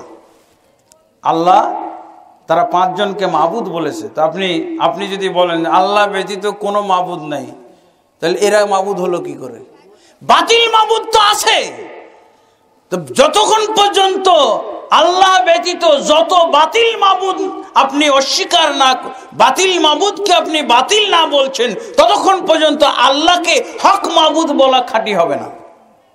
দেখেন শব্দ একটা বাড়িয়েছেন, কিন্তু পৃথিবীতে আদম থেকে শুরু করে বর্তমান পর্যন্ত যত বাতিল মাবুদের জন্ম হয়েছে সব প্রত্যাখ্যান করলেন। ভবিষ্যতে কিয়ামত পর্যন্ত যত বাতিল মাবুদ জন্ম নিবে, যত প্রকার, যত চেহারার, যত রকমের সমস্ত মাবুদকে আপনি বাতিল মাবুদকে অস্বীকার করেছেন একটা শব্দ ব্যবহার করে, আল্লাহ ব্যতীত সত্যিকার অর্থে, প্রকৃত অর্থে কোনো মাবুদ নাই। একটা শব্দ যতক্ষণ আপনি না বাড়াবেন ততক্ষণ পর্যন্ত এই যে লাখ লাখ কোটি কোটি বাতিল মাবুদ অস্বীকার করা হলো না। তাহলে আপনি কালেমার এমন অর্থ করলেন যাতে বাতিল মাবুদের অস্বীকৃতি নাই। তাহলে এটা অর্থ হলো কালেমা। এই কালেমার অর্থই তো হলো বাতিল মাবুদকে ত্যাগ করা। এই মর্মে কোরআনের আয়াত আছে সূরা বাকারা, এই যে আয়াতুল কুরসির পরের আয়াত, আল্লাহু ওয়ালিয়ুল্লাযিনা আমানু, না, আল্লাহু ওয়ালিয়ুল্লাযিনা লা ইকরাহা ফিদ-দীন ক্বাদ তাবায়্যানা আর-রুশদু মিনাল গায়y ফামান ইয়াকফুর বিত-তাগুত ওয়া ইউমিন বিল্লাহ ফাকাদ ইসতামসাকা বিল উরওয়াতিল উসকা। যে ব্যক্তি তাগুতের সাথে কুফরি করবে এবং আল্লাহর প্রতি ঈমান আনবে, সেই ব্যক্তি কালেমা ধারণ করলো, ফাকাদ ইসতামসাকা বিল উরওয়াতিল উসকা, সেই ব্যক্তি মজবুত হাতল ধারণ করলো। আপনার এবার স্পষ্ট হয়েছে? তাহলে কালেমার মুসলিম হওয়ার অর্থ হলো আল্লাহ ব্যতীত প্রকৃত কোনো মাবুদ নেই। আগে যেটা জানতাম এটা ক্যান্সেল, আল্লাহ ব্যতীত কোনো মাবুদ নাই। কোনো মাবুদ নাই, আল্লাহ ব্যতীত কোনো মাবুদ নাই, আছে, কিন্তু ওগুলো বাতিল। আপনার সংখ্যা জানার দরকার নাই, সংখ্যা কোটি কোটি হোক, কিন্তু একটা শব্দেই সব প্রত্যাখ্যিত হলো। সব মাবুদগুলোকে আপনি অস্বীকার করে দিলেন একটা শব্দ যোগ করার মাধ্যমে। কি? হক মাবুদ নাই, তার মানে ওগুলো হলো বাতিল মাবুদ, ওগুলো হলো মিথ্যা মাবুদ, ওগুলো হলো অকেজো মাবুদ। আল্লাহর রাসূল সাল্লাল্লাহু আলাইহি ওয়াসাল্লাম এক কাফেরকে প্রশ্ন করেছিলেন। সুনান তিরমিজিতে হাদিসটা এসেছে। সুনান তিরমিজির মধ্যে আমর ইবনে হোসেন কোন কোন বর্ণনায় এসে গেছে, আমর ইবনে হোসেনকে জিজ্ঞেস করেছেন, তখন উনি কাফের ছিলেন। আমর ইবনে হোসেনকে বললেন, কাম ইলাহান তা'বুদু, হে আমর, তুমি কয়জন মাবুদের ইবাদত করো? দেখছেন, মাবুদ যে একাধিক আছে, সত্য মাবুদের বিপরীতে একাধিক বাতিল মাবুদ থাকে, এটা আল্লাহ রসুলের প্রশ্ন থেকেই কিন্তু প্রমাণিত হচ্ছে। আল্লাহর রসুল প্রশ্ন করছেন কাকে? আমর ইবনে হোসেনকে, কাম ইলাহান তা'বুদু, তুমি কয়জন মাবুদের ইবাদত করো? কয়জন মাবুদ? সেই লোক বলল, সাবআন, 7 জনের আমি ইবাদত করি। সিত্তাতুন ফিল আরদি ওয়া ওয়াহিদুন ফিস সামাই। দেখছেন, সংখ্যা দিয়ে বলছে, সংখ্যা দিয়ে বলছে। সাহাবী বলছে, সিত্তাতুন ফিল আরদি, আমি 7 জন মাবুদের ইবাদত করি। তার মানে ও গরিব মানুষ ছিল নাকি, মাবুদ কম। 7 জনের ইবাদত করি, সেই 7 জনের 6 জন জমিনে, 1 জন আসমানে। একজন কোথায়? 1 জন আসমানে। এরপর আল্লাহ রাসূল সাল্লাল্লাহু আলাইহি ওয়াসাল্লাম আবার প্রশ্ন করলেন, মান তারজুহু ফি কুরবাতিকা, বিপদ আপদে পড়লে 7 জনের মধ্যে কোন জন তোমার উপকার করে? কার শরণাপন্ন হও, কার ধর্ণা দাও, কার কাছে সাহায্য সহযোগিতা করো? কি বলছেন? দেখছেন আল্লাহ রাসূল সাল্লাল্লাহু আলাইহি ওয়াসাল্লাম প্রশ্নটা কি করলেন? বিপদ আপদে পড়লে এই 7 জনের মধ্যে কোন জন তোমার কাজে লাগে? আমর ইবনে হোসেন কাফের অবস্থাতে বলছেন, আল্লাযী ফিস সামাই, বিপদ আপদে পড়লে যেই মাবুদ আমার কাজে লাগে, যেই মাবুদ আমার উপকার করে, যেই মাবুদের কাছে আমি আশ্রয় পাই, সাহায্য পাই, তিনি হচ্ছেন আসমানের মাবুদ, আসমানে আছেন। আল্লাহু আকবার। কাফের মানুষ তাও কি, তাদের বিশ্বাস ছিল আল্লাহ সম্পর্কে বিশ্বাস, কিন্তু আজকাল আমাদের বাংলাদেশে কি করে, পীর ওলি দরবেশরা পর্যন্ত আল্লাহ সম্পর্কে ধারণাটা তাদের ক্লিয়ার না। এরপর আল্লাহ রাসূল সাল্লাল্লাহু আলাইহি ওয়াসাল্লাম কি বলছেন? উতরুকিস সিত্তা ওয়া আবুদুল্লাযী ফিস সামাই, হে আমর, তোমার মুখ দিয়ে স্বীকার করেছো তোমার 7 জন মাবুদের মধ্যে জমিনে যেই 6 জন মাবুদ রয়েছে এগুলো সব অকেজো, এগুলো সব নিষ্ক্রিয়, এগুলো সব বাতিল, এগুলো সব ব্যর্থ। তাহলে তোমার করণীয় হচ্ছে একটাই, আল্লাযী ফিস সামাই, 6 জনকে তুমি বাদ দাও, ত্যাগ করো, এবং সেই মাবুদের কেবলমাত্র ইবাদত করো যিনি আসমানে রয়েছেন। যিনি আসমানে রয়েছেন। আল্লাহ রসুল কি বিশ্বাস, কাফের কি বিশ্বাস করলো? আল্লাহ আসমানে। আর আল্লাহ রসুল কি স্বীকৃতি দিলেন? যে আল্লাহ আসমানে রয়েছে সেই আল্লাহর ইবাদত করো। এই পয়েন্টটাও কিন্তু অত্যন্ত গুরুত্বপূর্ণ একটা পয়েন্ট। আল্লাহ কোথায়, আল্লাহ কোথায়, এই বিষয়ে একটা ক্লিয়ার ধারণা পাওয়া গেল না এই হাদিস থেকে। আল্লাহু আকবার। আল্লাহর রাসূল সাল্লাল্লাহু আলাইহি ওয়াসাল্লাম স্বীকার করলেন, আল্লাহ কি বললেন? সেই মাবুদের ইবাদত করো যিনি আসমানে রয়েছেন।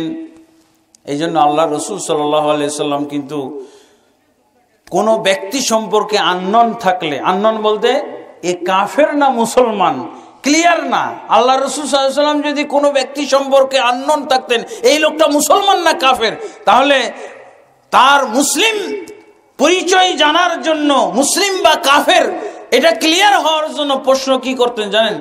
আইনাল্লাহ, আল্লাহ কোথায়, এভাবে প্রশ্ন করতেন। দেখছেন আল্লাহ কোথায়, এভাবে রাসূলুল্লাহ সাল্লাল্লাহু আলাইহি ওয়াসাল্লাম প্রশ্ন করতেন। এই ব্যাপারে ক্লিয়ার একটা হাদিস এসেছে সহিহ মুসলিম শরীফের ভিতরে। এক সাহাবী তার কৃতদাসীকে আজাদ করতে চাইছিল। আল্লাহ রসুলকে বললেন, ইয়া রাসূলুল্লাহ, আমি আমার কৃতদাসীটিকে আজাদ করে দিতে চাই, স্বাধীন করে দিতে চাই। রাসূলুল্লাহ সাল্লাল্লাহু আলাইহি ওয়াসাল্লাম বললেন, হে সাহাবী মুআবিয়া, কৃতদাসীকে আজাদ করা যাবে না যদি সে মুসলমান না হয়। তুমি তাকে বাজার থেকে, আগের যুগে গরু ছাগলের মতো মানুষ ক্রয় বিক্রয় হতো, কৃতদাস কৃতদাসী বলা হতো এদেরকে। তো আল্লাহ রসুল কি বললেন যে তুমি ওকে বাজার থেকে কিনে এনেছো, আবার এখন তুমি আজাদ করে দিতে চাও, তুমি আগে জানো যে সে মুসলমান কৃতদাসী নাকি কাফের কৃতদাসী। আল্লাহ রসুল সাল্লাল্লাহু আলাইহি ওয়াসাল্লামকে বললেন সাহাবী, ইয়া রাসূলুল্লাহ, আপনি যাচাই করে দেন, আমি নিয়ে আসি তাকে। বলছে আনো। আল্লাহ রসুল সাল্লাল্লাহু আলাইহি ওয়াসাল্লামের কাছে আনা হলো। আল্লাহ রসুল সাল্লাল্লাহু আলাইহি ওয়াসাল্লাম প্রশ্ন করলেন, কি প্রশ্ন জানেন? ইয়া জারিয়াতু আইনাল্লাহ, হে কৃতদাসী মহিলাটি বলো তো আল্লাহ কোথায়। কিসের ইন্টারভিউ এটা হচ্ছে? কৃতদাসীটা মুসলমান না কাফের? খেয়াল করতে পারছেন আমার কথাগুলো কি বুঝে আসতেছে আপনাদের? আমি আর বেশিক্ষণ কিন্তু আলোচনা করব না। বলা যেতে পারে আজকে আপনাদের কাছে মদিনার ইসলাম যে তুলে ধরার আমি আশ্বাস দিয়েছিলাম, আমি আপনাদের কাছে উপস্থাপন করব তার কিছু নমুনা আজকে। তার কিছু, ইসলাম কি ছোট নাকি? ইসলামের বিষয়বস্তু কি এত কম নাকি? কোথায় পড়ে রয়েছি? শুরু একেবারে প্লে গ্রুপের যে আলোচনা, প্লে গ্রুপ, লা ইলাহা ইল্লাল্লাহটা হলো প্লে গ্রুপ, মুসলমানদের প্লে গ্রুপ। এই প্লে ক্লাসের আজকে কিছু নমুনা আপনাদের কাছে তুলে ধরছি। রাসূলুল্লাহ সাল্লাল্লাহু আলাইহি ওয়াসাল্লাম জিজ্ঞেস করলেন, সহিহ মুসলিম শরীফের কিতাবুস সালাত, সালাত অধ্যায়ের মধ্যে হাদিসটি আছে। আল্লাহ রাসূল সাল্লাল্লাহু আলাইহি ওয়াসাল্লাম জিজ্ঞেস করলেন মহিলাটিকে, ইয়া জারিয়াতু আইনাল্লাহ, হে মহিলাটি বলো তো আল্লাহ কোথায়। উত্তর সঠিক হলে মুসলমান, আর উত্তর বেঠিক হলে কি হবে? কাফের। মুসলমান প্রমাণিত হবে উত্তর সঠিক হলে, আর আজাদ হয়ে যাবে। তার পশুর জীবনযাপনের অবসান হয়ে যাবে, মানুষ হিসেবে জীবনযাপন করবে আজকে থেকে। মুসলিম হবে আর মানুষ হিসেবে মানুষের মর্যাদা লাভ করবে আজকে, যদি প্রশ্নের জবাব সঠিক হয়। আল্লাহু আকবার। মহিলাটি কি বলল জবাবে?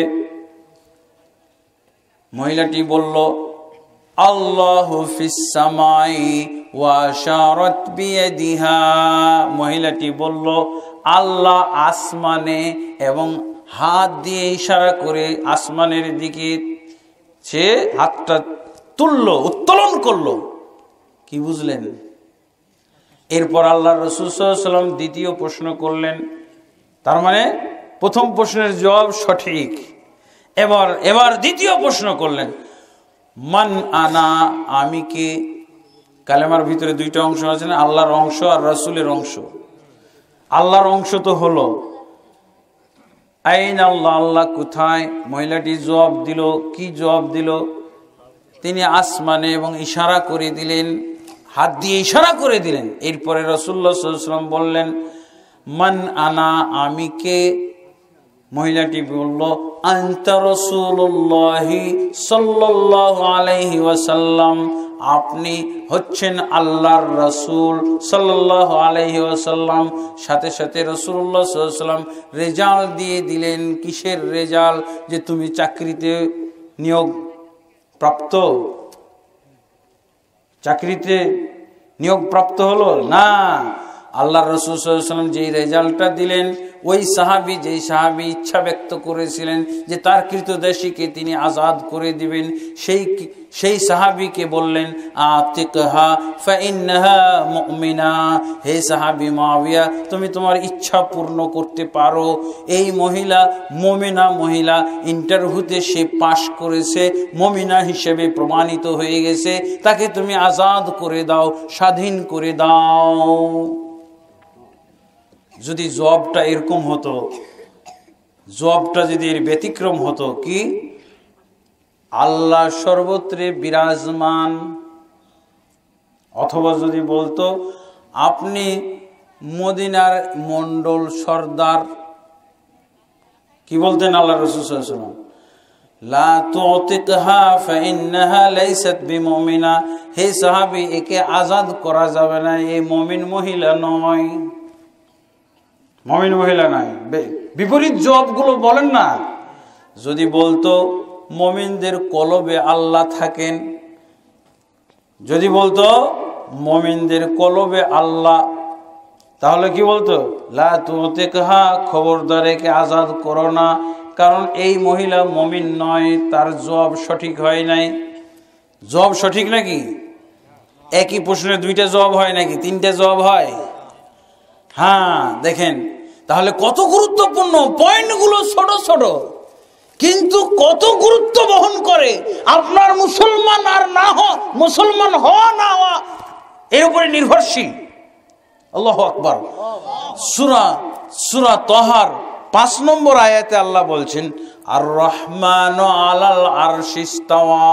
রহমান আরশের উপরে রয়েছেন। রহমান কোথায় আছে? আরশে আছে। কোরআন আর হাদিস এক হয়ে যাচ্ছে না? হ্যাঁ, কতগুলো জবাব সঠিক আছে, কিন্তু এই সঠিক জবাবগুলো দিলে পাস করবে না, ফেল। আপনি যদি আমাকে প্রশ্ন করেন যে ভাই আপনার বাড়ি কোথায়, আমি যদি বলি পৃথিবীর বুকে, জবাব সঠিক না, কিন্তু পাস করব না। আমাদের দেশে অনেক আলেম, এগুলোকে বলা হয় এই যে মদিনার ইসলামের চেহারাটা, মদিনার ইসলামের চেহারা, মদিনার ইসলামের যে ডিটেইলস বর্ণনা, এই বর্ণনা যারা এখনো জানে না, এখনো বুঝে নাই, তারা কিন্তু এগুলোই বলে আল্লাহ সর্বত্রে বিরাজমান, এই কথাগুলো বলে।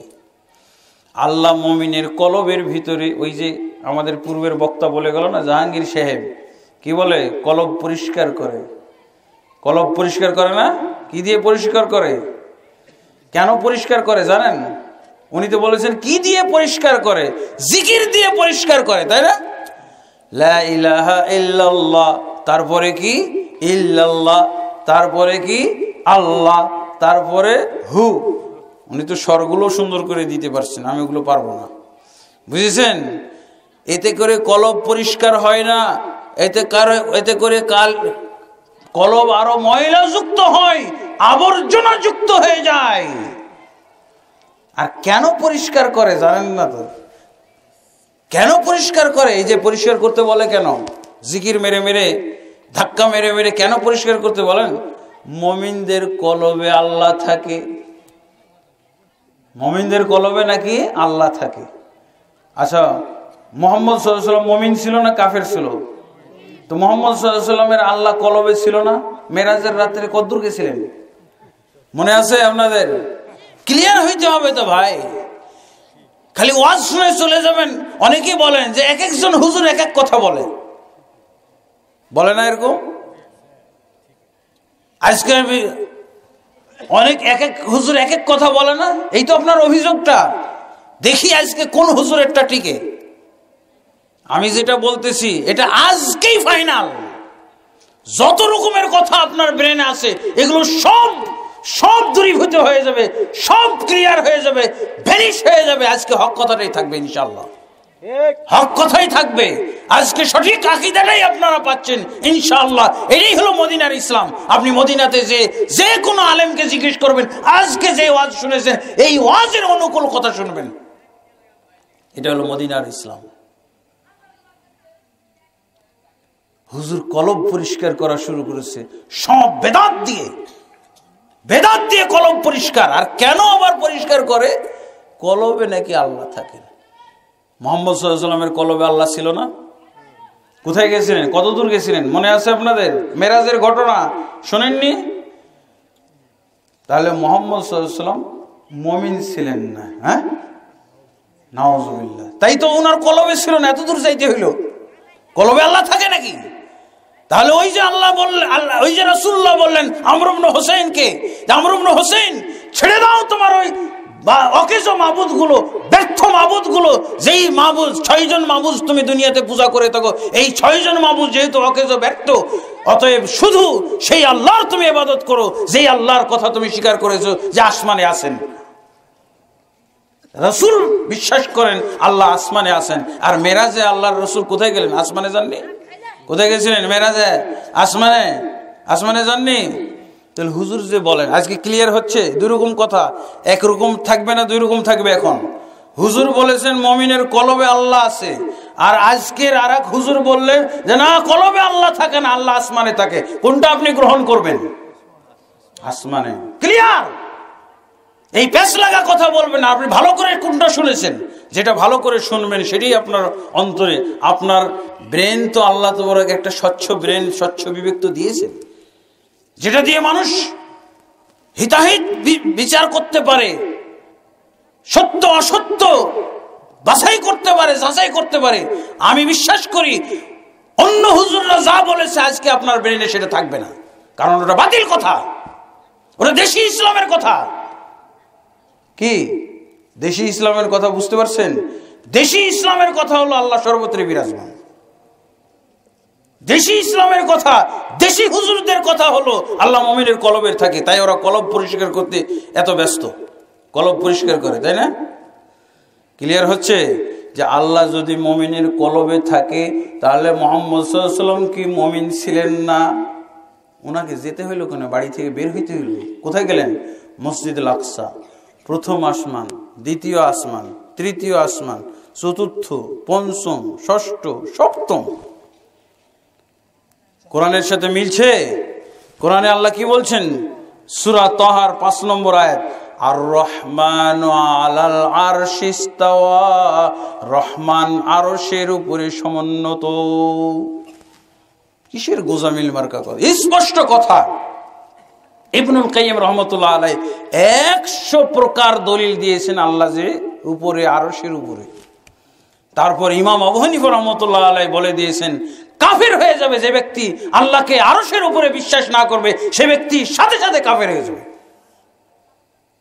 শারহুল আকীদা তাহাউইয়া নামক গ্রন্থের মধ্যে আছে, আবু মতি বালখি নামক একজন শিষ্য শাগরিদ ইমাম আবু হানিফা রাহমাতুল্লাহ আলাইহিকে জিজ্ঞেস করেছিলেন, মান ক্বালা লা আদরি আরাব্বি ফিস সামাই আম ফিল আরদি। হে ইমাম আবু হানিফা, আপনি একটা মাসলার ব্যাপারে ফতোয়া দিন। এক ব্যক্তি আল্লাহ সম্পর্কে এরকম বিশ্বাস পোষণ করে, আল্লাহ আছে আমি বিশ্বাস করি, তবে আল্লাহ কোথায় আছে সুনির্দিষ্ট আমি বলতে পারি না, তিনি আসমানে আছেন না জমিনে আছেন আমি এটা বলতে পারি না, তাহলে এই ব্যক্তির ব্যাপারে আপনার বিচার কি, আপনার ফয়সালা কি? ইমাম আবু হানিফা রাহমাতুল্লাহ আলাইহি বললেন, হুয়া কাফিরুম বিল্লাহ, এই ব্যক্তি আমার ফতোয়া অনুযায়ী কাফের। ইসলামের দৃষ্টিতে এই ব্যক্তি কাফের। 288 পৃষ্ঠা শারহুল আকীদা তাহাউইয়া, হানাফি মাযহাবের কিতাব। হানাফি করি, কিন্তু হানাফি মাযহাবের কিতাব পড়তে হবে না? হানাফি বলে কি বানাচ্ছি, কি বিশ্বাস করছি এগুলো? ইমাম আবু হানিফা রাহমাতুল্লাহ আলাইহির আকীদা শুনেন। ইমাম আবু হানিফা রাহমাতুল্লাহ আলাইহি বলছেন, হুয়া কাফিরুম বিল্লাহি লিআন্নাহু আনকারা আন ইয়াকুনা ফিস সামাই, লিআন্নাহু আনকারা আন ইয়াকুনা আলাল আরশি। কেননা এই জন্য সে কাফের হবে যে আল্লাহ নির্দিষ্ট করে বলে দিয়েছেন যে রহমান আরশের উপরে। এই আয়াতের কারণে, এই আয়াতের দলিলের বলে ওই ব্যক্তি কাফের। আল্লাহ সুনির্দিষ্ট করে বলে দিয়েছেন রহমান আরশের উপরে, তো ও অনির্দিষ্ট করবে কেন? ও কি মুসলমান না? ওর কাছে কি কোরআন নাই? ও কি কোরআন মানে না? কোরআন কি অস্বীকার? যে কোরআন অস্বীকার করবে সে কি মুসলমান থাকবে নাকি? কোন দিক দিয়ে যাবে? আল্লাহর অবস্থানগত বিশ্বাসের ক্ষেত্রেও সে কাফের, আর আল্লাহর কোরআনকে, কোরআনে যে এরকম লেখা আছে সুনির্দিষ্ট করে, এই যে কোরআন অমান্য করলো, এই জন্য ডবল কারণ কাফের হওয়ার।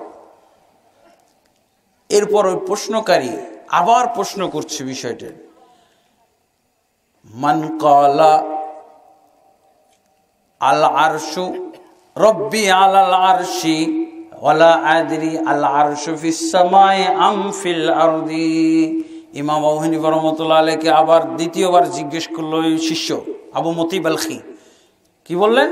হে ইমাম আবু হানিফা, এবার ওই ব্যক্তি সম্পর্কে ফতোয়া দেন, মাসলা দেন, সিদ্ধান্ত দেন, যে ব্যক্তি বিশ্বাস করে যে আল্লাহ আরশের উপরে আছে। আমি বিশ্বাস করলে আল্লাহ আরশের উপরে, কিন্তু আরশটা আসমানে না জমিনে এইটা আমি জানি না, তার সম্পর্কে ফতোয়া কি? ইমাম আবু হানিফা রাহমাতুল্লাহ, বুঝছেন তো দুইটা প্রশ্নের মধ্যে পার্থক্য? প্রথমে ইমাম আবু হানিফা বললেন যে আসমানে না জমিনে, এই যে বলল হ্যাঁ জানি না, এখানে তো আল্লাহ স্পষ্ট করে বলে দিয়েছেন আরশের উপরে আছে আল্লাহ, এটা অস্বীকার করেছে। কিন্তু এখন কি বলছে? আরশের উপরে আল্লাহ আছে বিশ্বাস করি, কিন্তু আরশটা আসমানে না জমিনে এটা আমি জানি না। তাহলে কি হবে? ইমাম আবু হানিফা আবারও বলছেন হুয়া কাফিরুম বিল্লাহি, এই ব্যক্তিও কাফের হবে, কারণ এই ব্যক্তি আরশে স্বীকার করেছে, কিন্তু আরশ তো আসমানের উপরে, এইভাবে আসমানের উপরে থাকাকে অস্বীকার করেছে। কারণ সূরা মুলকের মধ্যে আল্লাহ বলছেন আমিনতুম মান ফিস সামাই আন ইয়াখসিফা বিকুমুল আরদু, তোমরা কি নিরাপদ হয়ে গেছো সেই জাত থেকে যিনি আসমানে রয়েছেন? আসমান আর জমিন কি এক নাকি? আল্লাহ বলছেন নিজের সম্পর্কে, তোমরা কি নিরাপদ সেই সত্তা হতে যিনি আসমানে রয়েছেন? তোমাদেরকে জমিন সহ ধসিয়ে দিতে পারেন, তার থেকে নিরাপদ? তাহলে যিনি আসমানে রয়েছেন কি বোঝানো হলো? জমিনে আছে? জমিনে কি আছে? তাহলে জমিনে যা আছে সেটা হলো কি আল্লাহর পর্যবেক্ষণ আছে, আল্লাহর দৃষ্টি আছেন, আল্লাহর কুদরত আছে। আল্লাহ কোথায়? আল্লাহ আরশের উপরে, কিন্তু আল্লাহ, তাহলে আল্লাহ সর্বত্রে বিরাজমান এটা বলা যাবে না। কি বলতে হবে? আল্লাহর ক্ষমতা সর্বত্রে বিরাজমান, আল্লাহর দৃষ্টি সর্বত্রে বিরাজমান, আল্লাহর রহমত সর্বত্রে বিরাজমান, আল্লাহর পর্যবেক্ষণ সর্বত্রে বিরাজমান। আল্লাহ আরশে, দেখেন না? এই অর্থে তো আমরা সবই বলি। ইমাম আবু হানিফা রাহমাতুল্লাহ আলাইহি এইভাবে প্রশ্নের জবাব দিয়েছেন, আলহামদুলিল্লাহ।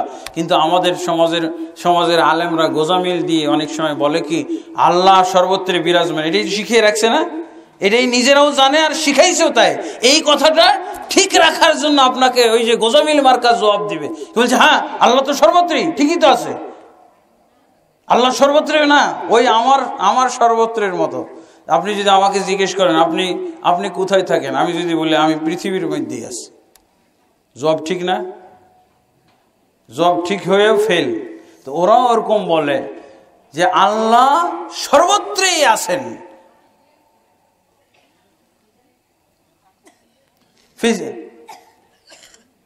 কি আইনামা তাকুনু ইউদরিকুমুল মাউতু ওয়া হুয়া মাআকুম আইনামা তাকুনু, তিনি তোমাদের সাথেই আছেন যেখানেই থাকো না কেন, যেখানেই থাকো না কেন তিনি তোমাদের সাথেই আছেন।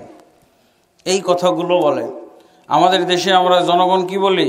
নেতাদের ব্যাপারে স্লোগান দেই কিভাবে? হ্যাঁ, হাসিনা তুমি এগিয়ে চলো, আমরা আছি তোমার সাথে। টেকনাফে হাসিনা ঢাকাতে শুয়ে আছে, আর টেকনাফ বলারা স্লোগান দিচ্ছে হাসিনা তুমি এগিয়ে চলো, আমরা আছি তোমার সাথে। সাথে থাকে কিনা? হাসিনা কিভাবে সাথে থাকে? আর টেকনাফ থেকে হাসিনার সাথে থাকে কি করে? হ্যাঁ, তারপর আরো কি বলে নেতার সম্পর্কে? বলে টেকনাফ হতে তেতুলিয়া নেতা আছেন দেশ জুড়িয়া। বলি না আমরা, এটা দেশ জুড়ে থাকে। এর অর্থ কি জিজ্ঞেস করেন তো হুজুরটাকে, ওই হুজুরকে জিজ্ঞেস করেন, হুজুর সর্বত্রে হাসিনা সর্বত্রে থাকে, প্রধানমন্ত্রী সর্বত্রে থাকে, আর বিরোধী দলীয় নেত্রীও সর্বত্রে থাকে, হ্যাঁ কিভাবে সর্বত্রে থাকে? নেতৃত্বের মাধ্যমে থাকে, কর্তৃত্বের মাধ্যমে থাকে, হ্যাঁ শোনার মাধ্যমে থাকে, দেখার মাধ্যমে থাকে, শাসনের মাধ্যমে থাকে, থাকে না? এই কথাগুলো কি আল্লাহর ক্ষেত্রেই শুধু? মানুষের ক্ষেত্রে তো আমরা বলি শোনা এবং দেখার মাধ্যমে কিন্তু সাথে হওয়া যায়। আপনাকে যদি কেউ জিজ্ঞেস করে এখন কোথায় ছিলেন, এক হুজুরের কাছে ছিলাম, সাথে ছিলাম। বিবিসি কি বলে, কয়েকটা জায়গার নাম বলার পর কি বলে যে যেখানেই থাকুন বিবিসি আছে আপনার সাথে। কিভাবে আপনাকে সাথে নিল জানেন? আপনি শুনছেন, শোনার মাধ্যমে সাথে হয় আর দেখার মাধ্যমে সাথে হওয়া যায়। এইটা হলো, এটা কোরআনেও আছে। সূরা তাহার মধ্যে আল্লাহ আরেকটি আয়াতের মধ্যে বলছেন, যখন মুসা এবং হারুনকে আল্লাহ তাবারক ওয়া তাআলা পাঠাচ্ছিলেন নবুয়ত দান করে হেদায়েত করতে পাঠাচ্ছে, কাকে? ফেরাউনকে হেদায়েত করতে যাও, দুই ভাইকে নবী বানাই দিয়েছি, তোমরা দুই ভাই মিলে এখন ওই ফেরাউনকে হেদায়েত করতে যাও। তখন দুই ভাই কি বলেছিল? আল্লাহ সর্বনাশ, ফেরাউন তো আমাদেরকেই খুঁজতেছে হত্যা করার জন্য, আর তুমি ওর কাছে পাঠাচ্ছ, আমাদেরকে দুশমনের কাছে পাঠাচ্ছ। তখন আল্লাহ কি বলেছিলেন শুনেন, লা তাখাফা ফাইন্নানি মাআকুমা আসমাউ ওয়া আরা। তোমরা দুজন ভয় পেও না, তোমরা দুই ভাই ভয় পেও না, আমি তোমাদেরকে পাঠাচ্ছি যেখানে সেখানে যাও। কি? ফাইন্নানি মাআকুমা, নিশ্চয় আমি তোমাদের দুজনের সাথেই রয়েছি, সাথেই থাকবো। কি করব? কিভাবে সাথে থাকবে? আল্লাহ বলছেন আসমাউ ওয়া আরা, আমি শুনবো এবং দেখবো। ক্লিয়ার হয়েছে? আল্লাহর সাথে থাকা ক্লিয়ার হয়েছে? দেখছেন, কোরআন দিয়ে কোরআনের যদি তাফসীর করি তখন সব ঝামেলা চুকে যায়, সব কিছুর সমন্বয় হয়ে যায়। ইসলাম তাহলে মদিনার ইসলাম আর বাংলাদেশের ইসলামও এক হয়ে যায়। কোরআনের যদি সমন্বয় করতে জানি, কোরআন এক কথা বলছে আর আমি ব্যাখ্যা দিছি, আল্লাহ সর্বত্র বিরাজমান, আল্লাহ সব জায়গায় আছে। হ্যাঁ, এটা কথা হলো। আমি যদি বলি আরেকটা প্রশ্নের আরেকটা যদি জবাব এভাবে দিই, আপনি জিজ্ঞেস করেছেন যে বক্তা সাহেব আপনার বাড়ি কোথায়, আমি বলি যে বাংলাদেশ, এরকম হয়ে গেল না হুজুরদের জবাব? জবাবটা এরকম হলো না? এটা বোকামির জবাব। এটা কি সুনির্দিষ্ট কোনো জায়গা বোঝায়? আমি যদি বলি, আমাকে জিজ্ঞেস করলেন আপনি কোথায় থাকেন, আমি বললাম বাংলাদেশ। প্রথমে কি বলেছিলাম? পৃথিবীতে। জব ঠিক, কিন্তু কিভাবে জব ঠিক? গোজামিল দিয়ে ঠিক করা যাবে, যাবে কি না? হুজুরদের জবগুলো এরকম গোজামিল মার্কা, যে আল্লাহ সব জায়গায় নাই, সব জায়গায় তো আল্লাহ। ইলাহুন ফিস সামায় ওয়া ইলাহুন ফিল আরদি। হ্যাঁ, আসমানেও আল্লাহ, জমিনেও আল্লাহ। তা ঠিকই তো, কথা তো ঠিকই। আমিও তো ওরকম, পৃথিবীতে আমি, এশিয়া মহাদেশে আমি, বাংলাদেশে আমি, ঠাকুরগাঁয়ে আমি। এটা কোনো কথা হলো? আরে এগুলো তো হলো সংশয়পূর্ণ, এগুলো হলো সংশয়পূর্ণ জবাব, সুনির্দিষ্ট জবাব, ইমানি জবাব আমার চাই। ইমানি জবাব কে দিয়েছেন? আল্লাহ দিয়েছেন। আর রহমান আলাল আরশিস ইস্তাওয়া, রহমান আরশের উপরে রয়েছে। মদিনার ইসলাম ডিটেইলস জানতে হবে। মদিনার ইসলাম আর দেশি ইসলামের মধ্যে পার্থক্য আছে। কালেমার জায়গাতেই তো কালেমার বিষয়টা বিশ্লেষণ করতে যেই তো ডিফারেন্স অনেক বের হয়ে আসছে, তাই না বন্ধুগণ? ইলমি কথাবার্তা, এগুলো হলে ইলমি ইসলাম। আজকে আমার মনে হয় আপনারা বুঝতে পারতেছেন যে ইসলাম যেভাবে ডিটেলস আমাদেরকে তুলে ধরা হয়েছে, এই ডিটেলসের ক্ষেত্রেও আমাদেরকে কিন্তু মদিনার ইসলাম কোনটা এবং দেশি ইসলাম কোনটা, ভারতীয় ইসলাম কোনটা, এগুলো বুঝতে হবে। এই বিষয়গুলো আমরা আলহামদুলিল্লাহ সেখান থেকে দুঃখজনক ঘটনা, শারহুল আকীদাত তাহাউইয়া, এই গ্রন্থটা হানাফি মাযহাবের গ্রন্থ, অথচ আমাদের এই ভারতবর্ষের না দেওবন্দে মাদ্রাসা আছে, না হাটহাজারিতে আছে, না আপনার কোন দাওরা হাদিস মাদ্রাসাতে এটা সিলেবাস করা হয়েছে, হয় নাই। দুঃখজনক সত্য এগুলো। তাহলে কিভাবে সঠিক আকীদা পাবে? না ইমাম, না কোরআনের আকীদা শিখেছি, না হাদিসের আকীদা শিখেছি, না ইমামের আকীদা শিখেছি। আল্লাহই জানে এগুলো সব ভাসমান কথাবার্তা। আল্লাহ আমাদেরকে রহম করুন। বন্ধুগণ, আসলে আমি কথাগুলো কিছুটা আবেগী হয়ে আপনাদের কাছে বলেছি, কিন্তু আমি এইভাবেই আপনাদের কাছে তুলে ধরেছি যে এগুলো ফাইনাল করে দিয়েছি। হ্যাঁ, যদি সর্বত্রই বিরাজমান থাকে তাহলে মক্কাতে আল্লাহ কি বিরাজমান ছিলেন না? মুহাম্মদ সাল্লাল্লাহু আলাইহি ওয়াসাল্লাম কেন প্রথম আসমান, দ্বিতীয় আসমান? কলবের কথা তো বুঝেছেন। মুমিনের কলবে যদি আল্লাহ থাকে তাহলে রাসূলের কলবে আল্লাহ থাকার কথা ছিল। তাহলে কি উনি রাসূল না? উনি কি মুমিন না? উনি শুধু রাসূল, উনি মুমিন ছিলেন না। আর সর্বত্রই যদি বিদ্যমান থাকে, খালি মক্কায় থাকে না, না ভারতবর্ষে সব জায়গায় থাকে, কিন্তু দরবারে থাকে, দরগাতে থাকে, পীর সাহেবের আখড়াতে থাকে, খানকায় থাকে, কিন্তু ওর শরীরের মধ্যে থাকে, কলবের মধ্যে থাকে, কিন্তু শুধু মক্কাতে নাই আর মদিনায় না। মক্কা মদিনার আলেমরা একজনও স্বীকার করে না। আপনি কি করবেন? ইমাম হানিফ রাহমাতুল্লাহ আলাইহি এইভাবেও বলেছেন, জাহমিয়া সম্প্রদায়ের প্রতিবাদ করতে যে ইমাম হানিফ রাহমাতুল্লাহ আলাইহি এইভাবে কড়াকড়ি করে বলেছেন, হুয়া ফিস সামাই দুনাল আরজি। এই জাহমিয়া সম্প্রদায়ের গুমরাহর লোকেরা শুনে নাও, আল্লাহ আসমানে আছেন, আল্লাহ জমিনে নেই। ক্লিয়ার করেছেন কিভাবে দেখেছেন? ক্লিয়ার কাট বলে দিয়েছেন, আল্লাহ আসমানে আছে, জমিনে নেই।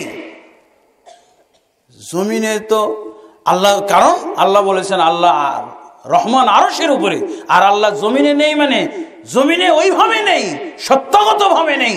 তিনি প্রভাবের দিক দিয়ে আছে, কুদরতের দিক দিয়ে আছে, ইলমের দিক দিয়ে আছে, ক্ষমতার দিক দিয়ে আছে, তিনি দেখাশোনার পর্যবেক্ষণের দিক দিয়ে আছেন।